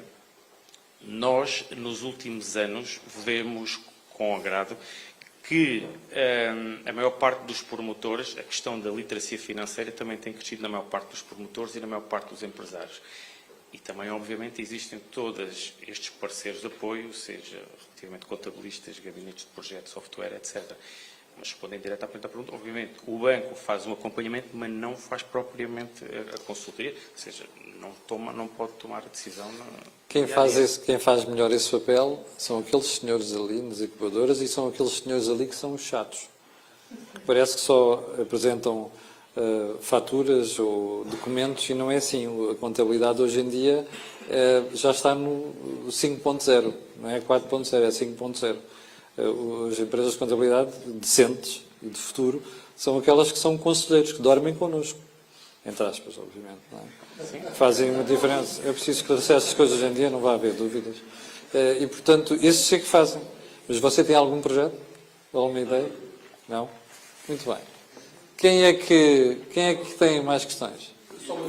Força, doutor Jorge. Então já vamos assim, deixe-me só ouvir aqui o doutor Jorge Paz. Não, aqui. Aqui. Não, era só fazer uma pequena observação, um parênteses, é que, apesar de também terem os seus defeitos, e também nada é perfeito, mas os fundos de investimento, ao participarem no capital social dos projetos a desenvolver, passam a ser sócios e a garantir outro acompanhamento do desenvolvimento desses projetos. E daí, enfim, terem esta vantagem em relação aos financiamentos, digamos, tradicionais, além de que também evitam o pagamento de juros logo à cabeça ou a curto prazo, porque depois apenas beneficiarão com a recompra dessa cota por parte dos promotores. Portanto, eu já agora também sou diretor de alguns fundos de investimento nacionais e internacionais, até com sede nos Estados Unidos da América, e também são virados para investimentos em Portugal ou em África, de maneira que já agora aproveitar este ensejo de promoção comercial para essa informação. É assim, tem software, tem contabilidade, tem malta dos fundos de investimento, tem bancos e tem ali fundos de investimento. O que é que estão à espera? Olha, antes, que alguém pediu para falar aqui, foi a senhora. Foi? Já vamos assim, Dionísio, já vamos outra vez assim. Portanto, antes Como de é que mais, boa chama? noite, Sofia. Sofia. A minha questão, eu realmente procuro aconselhamento. Porquê? O meu projeto já existe, já funciona desde 2020, tenho uma empresa de audiovisuais. Qual é um dos meus maiores medos e uma das dificuldades que tenho encontrado? A responsabilidade de contratar alguém. Porque é muito difícil. Uma coisa é alguém que vem cobrir um evento, um momento, que vem prestar um serviço, que ocasionalmente vem ajudar, mas realmente seguir para um contrato a tempo inteiro é algo que no país, e com as regras que temos de contratação e de despedimento, se torna um impedimento para crescer. Porque é uma responsabilidade enorme e realmente é algo que me tem travado. É isso, não é? Um pouco, sim. Pois. Pensei que fosse falar de outra questão, que é a dificuldade em encontrar mão de obra especializada. Mas já lá vamos. José Pedro, queres pegar nessa questão? Eu acho que tu és a pessoa mais indicada. Ainda há mais uma agravante, além dessas coisas todas, que é quanto é que custa contratar alguém? Quanto é que custa um salário? E hoje, para que a pessoa receba 1.000 euros, a pessoa vai-nos custar 2.000 euros. E nem sempre há essa consciência. Repete lá essa parte. Hoje, porque uma para pessoa vocês ganha levarem 1.000 para euros, casa 1.000 euros líquidos, a empresa gasta quanto? 2.000. 2.000. Depois nós temos muitas um simulador vezes, no nosso site. deixa-me só pegar aqui numa coisa. Vocês, muitas vezes, ouvem aquela conversa de que as empresas pagam mal. De facto, há muitas empresas ainda a pagarem mal. E se há coisa que nós não devíamos ter na economia, era empresas a pagarem mal. Não é? Porque como conhecem aquele ditado, you pay peanuts, you get monkeys. Portanto, os monkeys não geram empresas, não é? Portanto, mas é preciso perceber o outro lado. Reparem, qual é a empresa que consegue, para pagar 1.000 euros líquidos a alguém, depois gastar 2.000 euros? Isto tem a ver com o resto, das contribuições para a Segurança Social e com os impostos. E estão a ver porque é que é importante a literacia financeira. É que a gente não muda os países com elites. A gente muda os países com o povo todo muito bem informado. E se vocês forem para a rua amanhã em Porto Alegre e perguntarem a uma pessoa na rua, mesmo um empresário ou um lojista qualquer, quanto é que lhe custa ter um empregado, ele não conhece estes pormenores. E isto é das coisas mais graves e mais sérias que a gente tem. É a nossa ignorância em relação a estes aspectos. Porque só estando informados sobre isto é que nós depois votamos. Isto não se muda com conversa, muda-se com voto. E é muito importante estarmos atentos a isto. Desculpa lá, Sr. Pedro. Mas, respondendo, eu acho que nós temos que fazer aqui duas coisas. Primeiro, fazer um estudo de viabilidade do nosso projeto para garantir que não vamos ter negócio suficiente para honrar esse compromisso. Sabendo que esse compromisso tem um custo extra, que é o passivo social que vai crescendo cada ano que passa, porque em Portugal, como se sabe, despedir uma pessoa é bastante difícil, não é?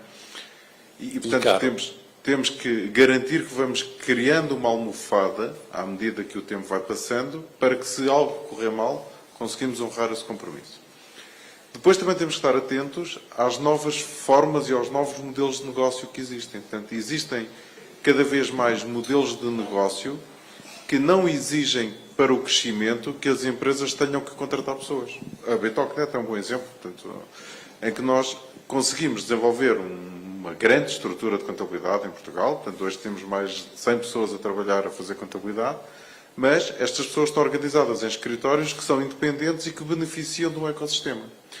E esses escritórios que são das pessoas, e isto é aplicável a qualquer negócio, vão ser muito mais interessados em desenvolver o seu negócio do que se forem empregados de alguém, porque na verdade eles estão a construir o seu negócio, estão próximos do cliente, estão responsáveis e ao mesmo tempo beneficiam da estrutura de um grupo. Claramente eu acho que hoje nós temos que nos organizar de alguma forma para ganhar massa crítica e conseguir desenvolver um negócio, seja qual for a área. Não adianta ter 100% de uma mini quinta, né? Portanto, isto é a velha história. Portanto, eu percebo que neste momento está num dilema que para desenvolver o seu negócio precisa de massa crítica, precisa de crescer. Também não lhe estou a dizer que é possível desenvolver um negócio sem funcionários, não é possível. Mas é possível desenvolver um negócio e, ao mesmo tempo, promover o negócio na mesma área de outros que se estão a lançar. Porque, na verdade, nós não temos que ser concorrentes. Na verdade, nós temos que ser colegas de trabalho e desenvolver um negócio, um modelo que seja interessante, de forma a que todos ganhem e que todos, sobretudo, acrescentem valor no mercado onde estão a atuar. Portanto, o desafio aí será fazer um estudo de viabilidade, perceber se consegue honrar o compromisso e perceber se consegue apoiar uma sociedade que até se pode estar a lançar aqui na incubadora da mesma área, com quem estabelece um contrato de cooperação e partilha, de forma a desenvolverem o mercado juntos, ajudá-los a crescer, ser mentora deles, sem essa responsabilidade social, provavelmente permitindo que eles até ganhem muito mais do que ganhariam se fossem vossos estagiários, júniores, etc., mas, portanto, criar aqui um modelo de negócio alternativo. E nós podemos depois falar sobre isso, claro. Olha, ontem telefonou uma aluna minha, que eu já não via há muito tempo, e a dizer-me que tinha uma empresa dela. E quando eu comecei a tentar perceber detalhes da empresa, que já existe há 2 anos, quantos são? Somos 3. Então e você consegue fazer isso tudo com 3 pessoas? Sim, porque eu depois subcontrato. Sim, essa é a única solução que eu tenho. Eu subcontrato quando tenho grandes projetos. Não é a única, mas ajuda. Ajuda. Até para diminuir aquela parte social que dizia o José Pedro. Ajuda quando, por exemplo, o verão, e agora, por acaso, o verão alongou-se até ao final do ano e há uma grande massa de trabalho. Mas nós temos meses, o janeiro, fevereiro, na minha área de produção, é muito calmo. Claro. Um marasmo. Então, é difícil comprometer-me com alguém o tempo todo e depois ter ali uma pausa. E tem sido por aí, a contratar alguém que vem, ou até mesmo trabalhar em colaboração. Temos trabalhado em colaboração com fotógrafos, por exemplo, em grandes eventos, nós fazemos o vídeo, eles fazem. Não estão a trabalhar para mim diretamente, simplesmente recomendamos uns aos outros e estamos habituados a trabalhar em conjunto. Porque temos essa questão. É muito, eu até gostava, sinceramente, de contratar alguém, ou até de abrir um estágio para alguém, mas a questão é essa, a responsabilidade e os impostos sufocam-nos de uma forma que é impossível. Pois, há quantos anos é que tem a empresa? Desde 2020, portanto, vai fazer 4 em janeiro. Ainda não foi à falência? Não. Isso é bom sinal. Mais um ano e já começa a ser. Está bem? Isso é um bom sinal. O Dionísio há bocado queria colocar uma segunda questão, não era, Dionísio? Sim. Então, força. Peguem o microfone, se faz favor.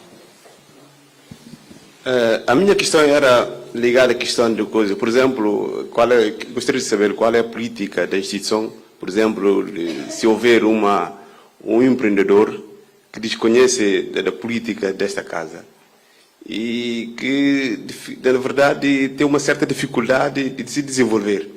Agora, eu queria saber se, no caso, a instituição tem uma política de tentar identificar o empreendedor que a priori tem essa dificuldade para se poder fazer chegar a casa, que é para lhe ajudar para se poder desenvolver. Ou seja, também uma outra questão está ligada à questão do time que uma empresa pode ficar aqui, que é para poder, não é, em caso de ter dificuldade, se há um time definido pela instituição que a empresa pode ficar aqui para poder incubar. Pois, o que você estava a perguntar é pelo timing de incubação, sim, não é? Antes de poder ser... José Pedro, queres ajudar?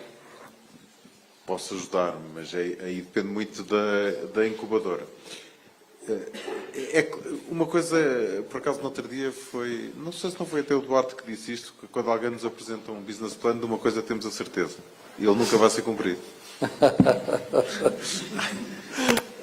E por isso é que é tão importante fazer análise de sensibilidade ao business plan e estressar o modelo. Portanto, é importante. E se tudo correr mal, e se nós, afinal, não vendermos o que está previsto, e se os clientes não pagarem, e se não conseguirmos contratar pessoas, e com isso perceber quais são as nossas reais necessidades de investimento, de financiamento, de tempo de incubação, para poder negociar melhor com a incubadora.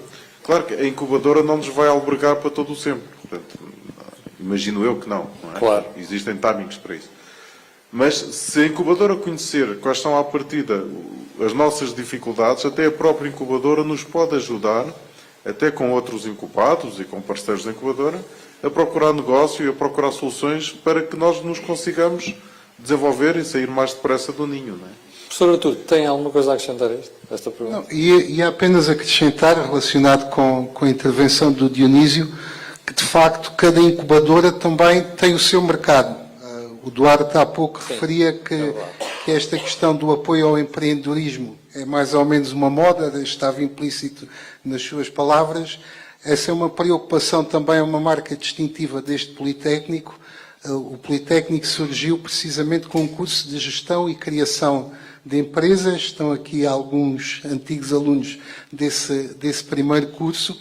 E, portanto, é uma preocupação desde o início, é uma marca distintiva do Politécnico. Depois, no caso concreto desta incubadora, que não é a única, há pouco o meu colega Miguel Serafim cometeu esse lapso, porque o Politécnico tem uma outra incubadora no centro da cidade de Porto Alegre, que é a CEBIP, mais direcionada para as indústrias culturais e criativas, e, portanto, temos também internamente esta preocupação de diferenciação, mas esta, que é a BioBip, que é uma incubadora de base tecnológica, na sua gênese estava muito centrada nas questões da bioenergia. Algumas das áreas de negócio que o Duarte também há pouco referiu, nós temos aqui, algumas empresas que trabalham essas áreas da realidade virtual, da gestão de energia, mas quando entraram certamente não repararam.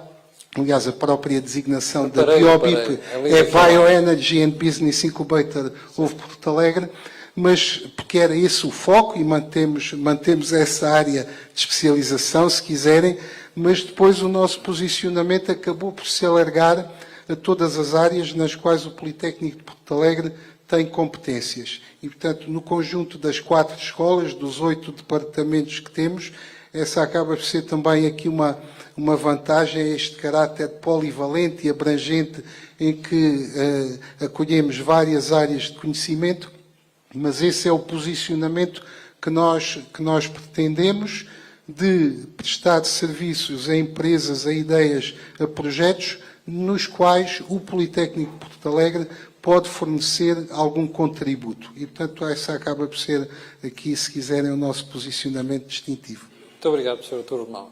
Sofia, está a ver? Na arte das indústrias criativas é mais a sua área, mais do que aqui na bioenergia, portanto, na bio. Portanto, pode ter aí uma ajuda. Mesmo que não seja incubar, os conselhos, sabe o que é que importa muito na nossa vida? Quando nós temos um projeto, é ouvir quem tem projetos parecidos, da mesma área. Os problemas são muitas vezes comuns, e as soluções também. Não é? Embora depois nós tenhamos que fazer um esforço para nos diferenciar dos outros. Mas ajuda muito a conhecer isso. Quem é que tem mais questões? Então, já tivemos aqui a Sofia, o Dionísio, mais ninguém. Mais ninguém tem ideias, mais ninguém quer ser empresário, mais ninguém quer ser livre. Olha, está ali atrás.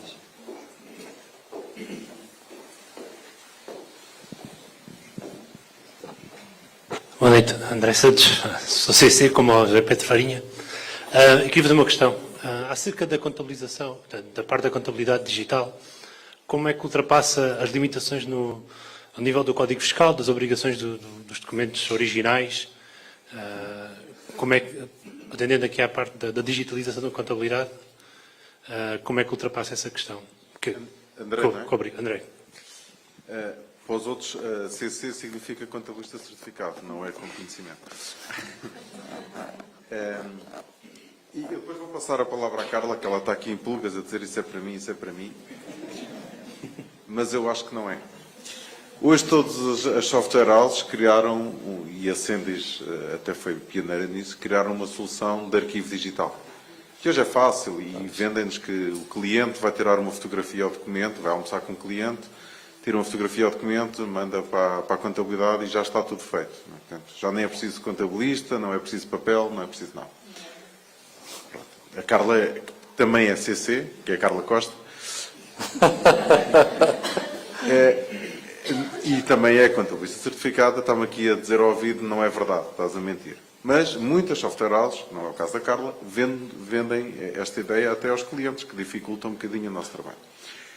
E esquecem-se de alguns pormenores importantes, nomeadamente, quem é que digitaliza? Porque os clientes não querem estar a tirar fotografias aos documentos. Isso é engraçado para um consultor que tem 3 almoços por mês, ok? É simpático. Brilha, tira uma fotografia à fatura e manda para o contabilista. Não acontece isso. E outra, a segurança da informação. Não é? E até temos um diploma que dispensa o arquivo físico havendo arquivo digital, mas isso é para efeitos de dedução do IVA. E se tivermos um conflito com um cliente, um conflito com um fornecedor, um conflito com um sócio, como é que se resolve?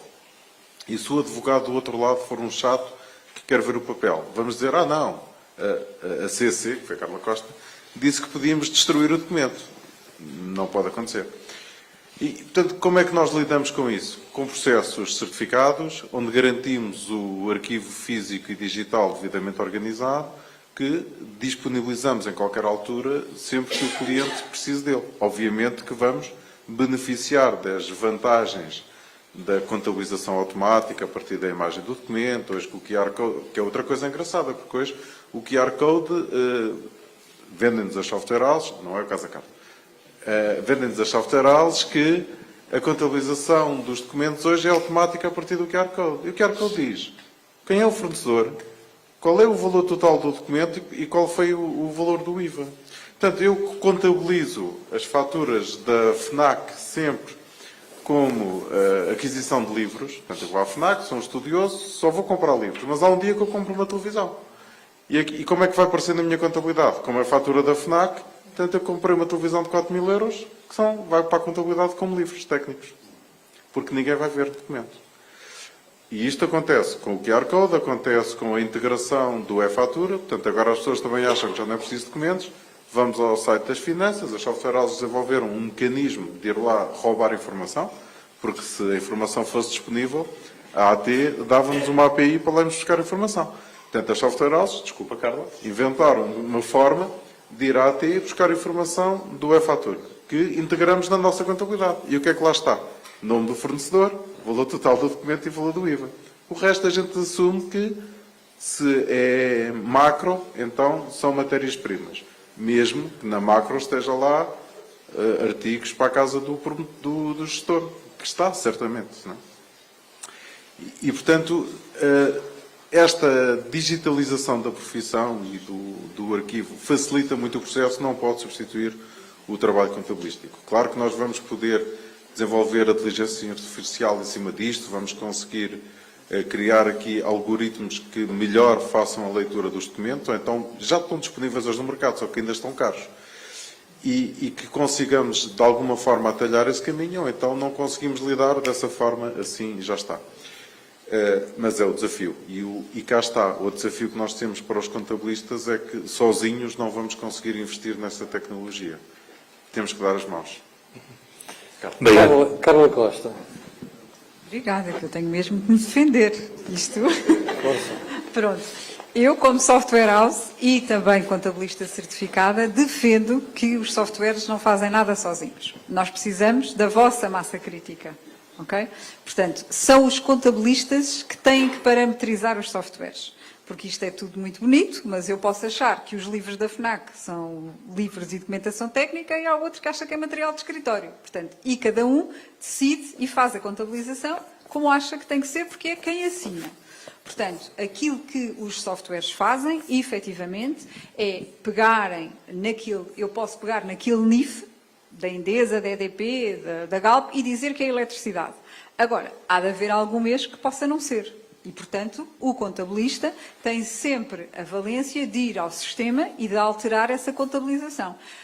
Se é normal ela todos os meses ser eletricidade, ele vai entrar automaticamente. Há um mês em que eu tenho a parte manual de ter que ir corrigir, porque sou eu que tenho a massa crítica. Aquilo que os softwares fazem é, único e exclusivamente, fazer a parte mecânica.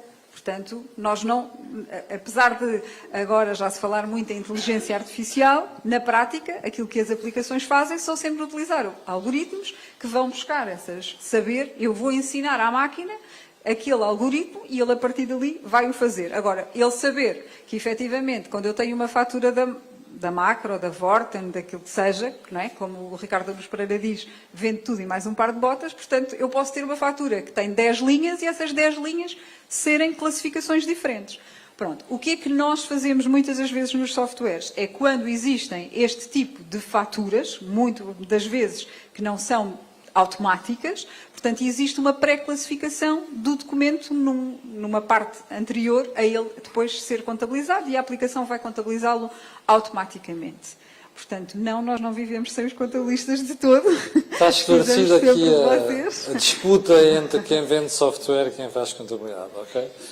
Nós temos tempo para mais uma pergunta, mas muito rápida, porque já estamos way beyond schedule. Mais alguma questão? Se não há nenhuma questão, eu vou agradecer às pessoas que estão aqui no júri, pedir para irem para as suas cadeiras. Vou chamar o professor Artur Romão e vou-lhe pedir para ser muito breve, porque já estamos muito para além do tempo. Okay. Tem ali mais dois banquinhos, quem quiser sentar aqui. Bom, muito obrigado. E começava por agradecer o convite e agradecer a presença de todos, a forma como a assistência também participou neste debate, a qualidade do painel e a qualidade da moderação. Aquilo que me pediram, salvo erro, foi que procurasse aqui destacar algumas ideias para depois poderem selecionar a tal ideia ou tal conceito que o Camilo Lourenço falava no início que poderiam reter. E já farei aqui um périplo rápido, tal como foi o compromisso agora. De qualquer forma, aquilo que eu gostaria de destacar foi que neste evento tivemos aqui, de facto, de algum modo, um exemplo paradigmático, simbólico da concretização da missão do Politécnico de Porto Alegre. Portanto, o Corporate Talks serve para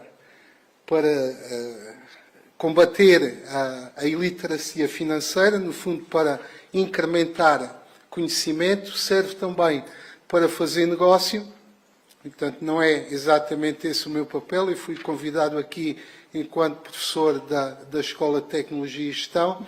Circunstancialmente sou também, tal como foi referido, responsável no Politécnico pela área do empreendedorismo, do emprego, de valorização do conhecimento e pela direção desta incubadora, mas também posso, de algum modo, fazer aqui o papel comercial e vendendo aqui aquele que são as competências do Politécnico de Porto Alegre. E, portanto, no âmbito da sua missão e para aqueles que nos seguem também através do streaming, o Politécnico de Porto Alegre, enquanto instituição pública de ensino superior, tem por missão criar, transmitir e difundir o conhecimento. Foi isso que tivemos aqui, orientado profissionalmente e, portanto, nesta perspectiva aqui, orientada essencialmente para as empresas e para facilitar o seu trabalho, através de uma formação qualificada de alto nível, e também por aí nós, de algum modo, servimos as empresas. Um dos aspectos que foi aqui destacado foi a da dificuldade da obtenção de recursos humanos qualificados, e nós atuamos nesse âmbito, e o facto de termos aqui a incubadora também facilita esse processo. E esta formação, de facto, é qualificada, é de alto nível, e já agora permitam-me aqui o à parte de agradecer também o evento, na medida em que nos trouxe algumas profissionais da BTOCnet, que já há alguns anos não via, portanto aqui uma palavra especial para a Xana Marques e para a Cláudia Caramelo, um gosto tê-las aqui. Para públicos diferenciados, e tivemos aqui de facto também representado pelas questões que foram colocadas, que não foram de modo algum planeadas. Portanto, temos um aluno de mestrado de gestão de pequenas e médias empresas, o Dionísio. Tivemos uma intervenção da Sofia, que já esteve aqui na incubadora enquanto trabalhadora por conta de outrem de uma empresa aqui incubada, e tivemos o André, que é nosso aluno e também diplomado na área da gestão da contabilidade, não estou certo. E, portanto, esta referência que acabei de fazer agora, também, de certa forma, ou fornece a garantia, ou é o comprovante de um dos nossos valores. No âmbito, para além da nossa missão, são valores do Politécnico de Porto Alegre, para além da excelência, para além da responsabilidade, a proximidade. E esse acaba por ser também um fator distintivo que, fruto a nossa enfim, em termos comparativos, reduzida a dimensão, acaba por ter este contraponto e este valor acrescentado, fruto desta proximidade e desta capacidade de nos relacionarmos e de interagirmos, que é também, claramente, uma das valências das incubadoras. Portanto, fazemos essa formação de alto nível para públicos diferenciados em momentos vários do seu percurso académico e profissional e, portanto, também aí atuamos no sentido de permitirmos a atualização das qualificações, das competências, não só dos empresários, mas também das pessoas que trabalham nas empresas, e fazemos também através da investigação e do desenvolvimento tecnológico, que acontece aqui. Já há pouco fizemos referência ao Valoriza, ao nosso centro de investigação na área precisamente do desenvolvimento dos produtos endógenos, que é mais uma competência que está ao serviço das empresas, e fazemos para a promoção das comunidades, e aqui em sentido abrangente, da sociedade, da economia, das empresas e, tal como sucedeu convosco, em cooperação com as entidades regionais, nacionais e internacionais. E, portanto, esta sessão que tivemos aqui demonstra isso mesmo. Em termos, se quiserem, de grandes linhas ou aspectos que eu destaquei das magníficas intervenções que aqui tivemos, tanto começando por aquilo que o Miguel referiu, a importância do ambiente. O serviço que nós prestamos aqui enquanto incubadora é exatamente este de criar um ambiente propício, baseado em redes, fruto destas parcerias que ajudam ao surgimento das ideias, ao desenvolvimento dos projetos, ao crescimento das empresas. O Duarte referiu a vantagem das incubadoras enquanto elementos que atenuam a mortalidade. Eu acrescentaria aqui a mortalidade infantil, e por aí estamos a promover o sucesso empresarial. O Camilo referiu a importância da exigência enquanto fator de proteção, e portanto é isso, agora colocando no papel de professor, e temos alguns antigos alunos que podem testemunhar isso mesmo. A exigência é um fator de proteção e que nos prepara melhor para o futuro, seja em termos profissionais, seja em termos empresariais. Uma referência também que o Camilo nos deixou, o Camilo acabou por ir fazendo, de algum modo, a síntese também das intervenções dos membros do painel, que não se deixa impressionar a importância da ambição. Eu acrescentaria não ter medo de falhar. O Luís Abegão referiu a importância de estruturar bem os projetos. Em relação à questão da mão de obra qualificada, já foi mencionada, e nestes projetos a importância do modelo de negócio. E aqui o exemplo da BTOCnet também penso que é um bom exemplo neste sentido de criar em si mesmo um ecossistema. É essa também aqui em grande linha a vantagem da existência de uma incubadora, e ao reunir este conjunto de empresas, de empresários, numa fase muitas vezes semelhante do seu próprio desenvolvimento, conseguir dessa forma incrementar aqui a massa crítica. Da intervenção da Sofia, retive a importância da flexibilidade também para a gestão e para o desenvolvimento dos negócios. Relativamente à questão do Dionísio, a do posicionamento da incubadora, que tive já a oportunidade aqui de mencionar. E, portanto, terminava aqui com o destaque, que foi a componente final aqui, da importância das redes, que permitem, no fundo, partilhar dores, partilhar preocupações, mas também descobrir em conjunto e partilhar exatamente as soluções para resolver essas dores. E, portanto, creio que tivemos aqui, com à parte da intervenção final, um excelente momento de partilha de conhecimento, e penso que os objetivos do programa foram inteiramente alcançados. Portanto, mais uma vez, muito obrigado, e obrigado por terem escolhido a Biobip para a realização desta sessão. Obrigado professor Rubão.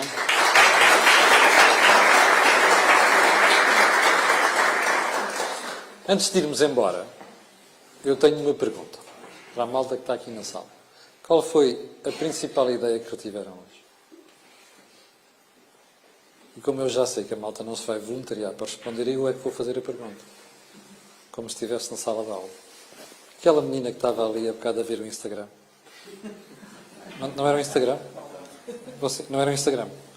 Ah, pronto, está bem, não há problema. Então, qual é que foi a principal ideia que retirou hoje? Tirou daqui hoje?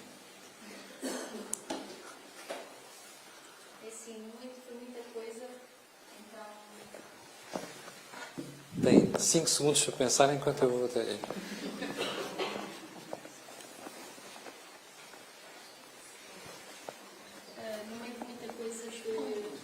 Som para ali para a menina, se faz favor. Afinal, teve 20 segundos para pensar. Acho que a principal coisa que me ficou na cabeça, no meio de tudo, foi uma coisa que você disse, foi o facto de nós às vezes achamos muito pequeninos.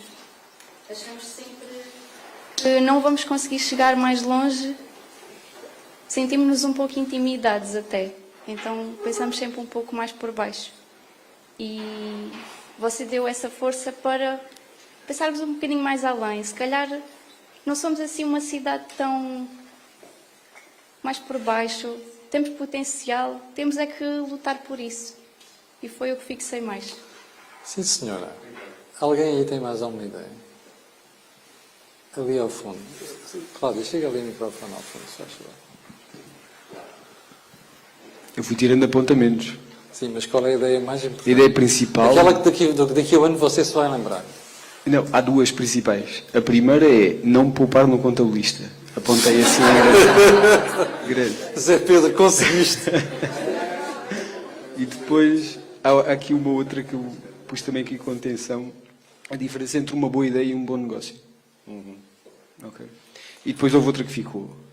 You pay peanuts, you get monkeys. Pois, vou usar isso daqui para a frente. Acho bem, essa é muito importante. Não esqueça de dizer isso aos gestores, aos empresários, mas também aos governantes, quando passarem por si também. Alguém tem aqui mais uma ideia? Bom, se não há mais uma ideia, a gente vai fechar isto. E eu quero dar um exemplo. Como é que se chama? Desculpa lá. Tânia Tavares? Tavares. A Tânia, vamos lá exemplificar aquilo que disse a Tânia agora. Nós já fizemos isto, como eu disse há bocadinho, numa série de politécnicos e de distritos do país.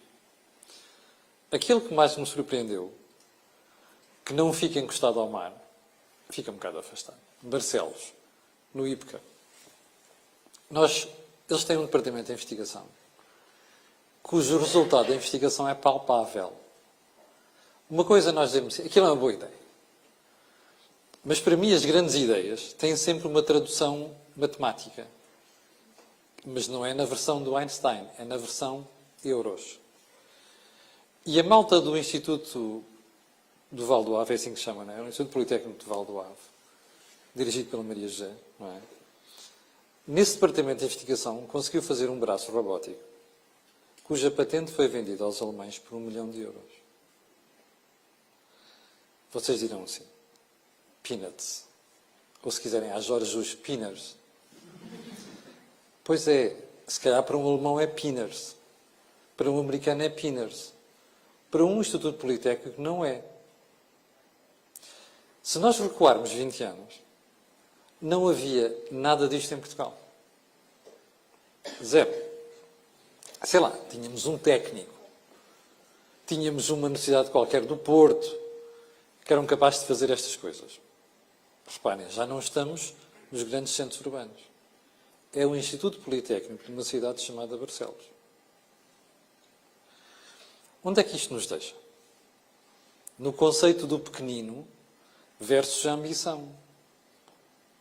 Eu nunca me deixo intimidar por nada na minha vida. E eu, provavelmente, uma das razões de eu ser jornalista. E, portanto, nenhum de nós deve ter como princípio de vida deixar-se intimidar pelo facto de estar no interior, por ser pequeno, não ter dinheiro ou diabo 4. Nós estamos num momento da humanidade em que é mais fácil pegarmos numa ideia e transformarmos numa coisa de grande sucesso. E esse é que é o desafio que a gente tem. Alguém sonhou naquele instituto que o Departamento de Investigação podia fazer coisas úteis que não faziam as universidades de Lisboa, ou do Porto, ou até uma empresa do setor. E aquela ideia já vale €1 milhão. O mais importante disto até é €1 milhão. É que quem for para aquela escola já sabe que é possível fazer projetos que valem 1 milhão, 2 milhões e 3 milhões. E isto é que é importante a gente reter. Se daqui a uns 5 anos aparecer um projeto que foi incubado aqui, que aparece como um grande sucesso, ou algo que foi desenvolvido aqui, que tem uma tradução monetária que vale 500 mil euros, 1 milhão, 2 milhões, nós teremos conseguido uma coisa muito importante. É que o conhecimento não é produzido mais em Lisboa e no Porto, mas numa cidade que está a 200 km do mar. E isso é muito importante para quê? Para aparecerem outras ideias e para reter gente. E para importar gente. É por isso que Fundão tem sucesso. É por isso que Braga tem sucesso. E é por isso que Viseu tem sucesso. E as universidades e o ensino superior são uns poderosos ímãs para fazer isto. Portanto, não desperdicem esta oportunidade. Toda a gente já foi pequenino um dia. A diferença está sempre aqui na cabeça. Percebem? Este €1 milhão pode ser produzido noutros centros em Portugal e pode não ser 1 milhão, podem ser 5 milhões, 10 milhões. É esse esforço que a gente tem que fazer. E isso é uma coisa que nós devemos à sociedade. Porque para nós estarmos a estudar e termos estas coisas, alguém está a pagar por isso. É que, ao contrário do que diz muita gente, não há nada gratuito, nem o SNS, nem a educação, nem porra nenhuma, desculpem a expressão. Não é nada gratuito. Isto é pago. Portanto, é o nosso dever para com a sociedade. É nós sermos capazes de pegar no que nos estão a ensinar e transformar aquilo em conhecimento mensurável em euros, que ainda para mais tem um contributo e uma utilidade para a sociedade. Esse é o grande desafio que a gente quer deixar. E o segundo é, não se esqueçam que, para nós termos uma sociedade adulta, a coisa mais importante é a literacia. E só para terminar, eu vou-vos contar uma história que mudou a minha vida, literalmente a minha vida. Houve 2 momentos na minha vida que mudaram.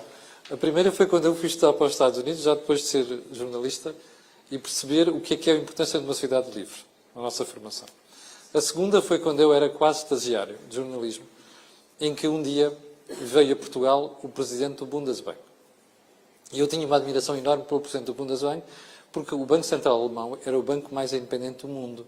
A inflação na Alemanha nunca foi, tirando 3 ou 4 momentos, superiores a 2, 3%.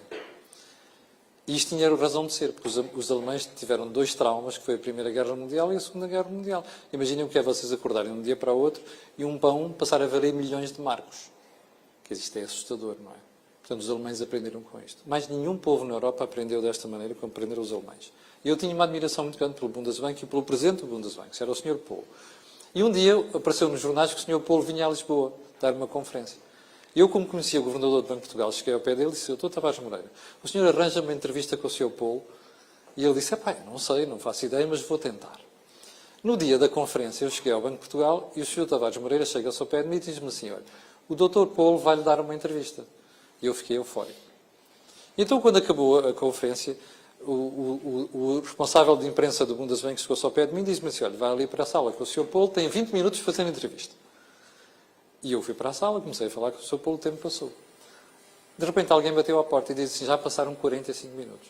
Portanto, não eram 20 minutos, eram 45 minutos. E eu disse: com certeza, o Sr. Governador tinha que ir jantar e tal. E eu saí, e o Governador do Banco de Portugal chega-se ao pé de mim e diz-me assim: Camilo, o que é que você achou? E eu estava eufórico, disse: fantástica entrevista, o gajo é realmente sensacional. E ele pergunta: mas o que é que você aprendeu?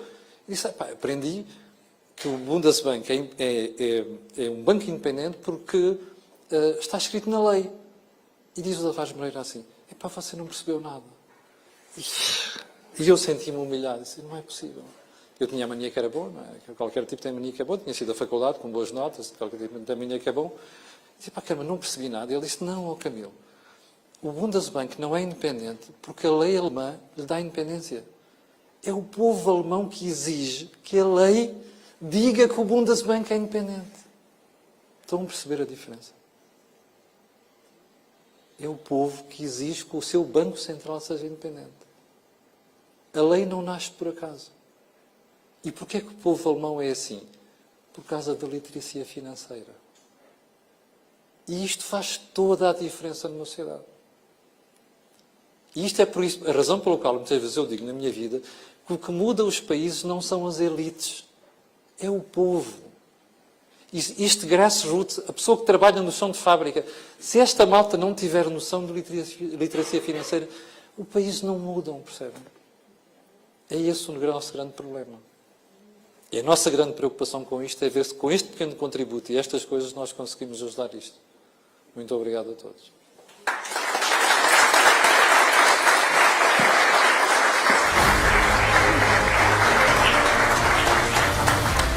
Há mais copos.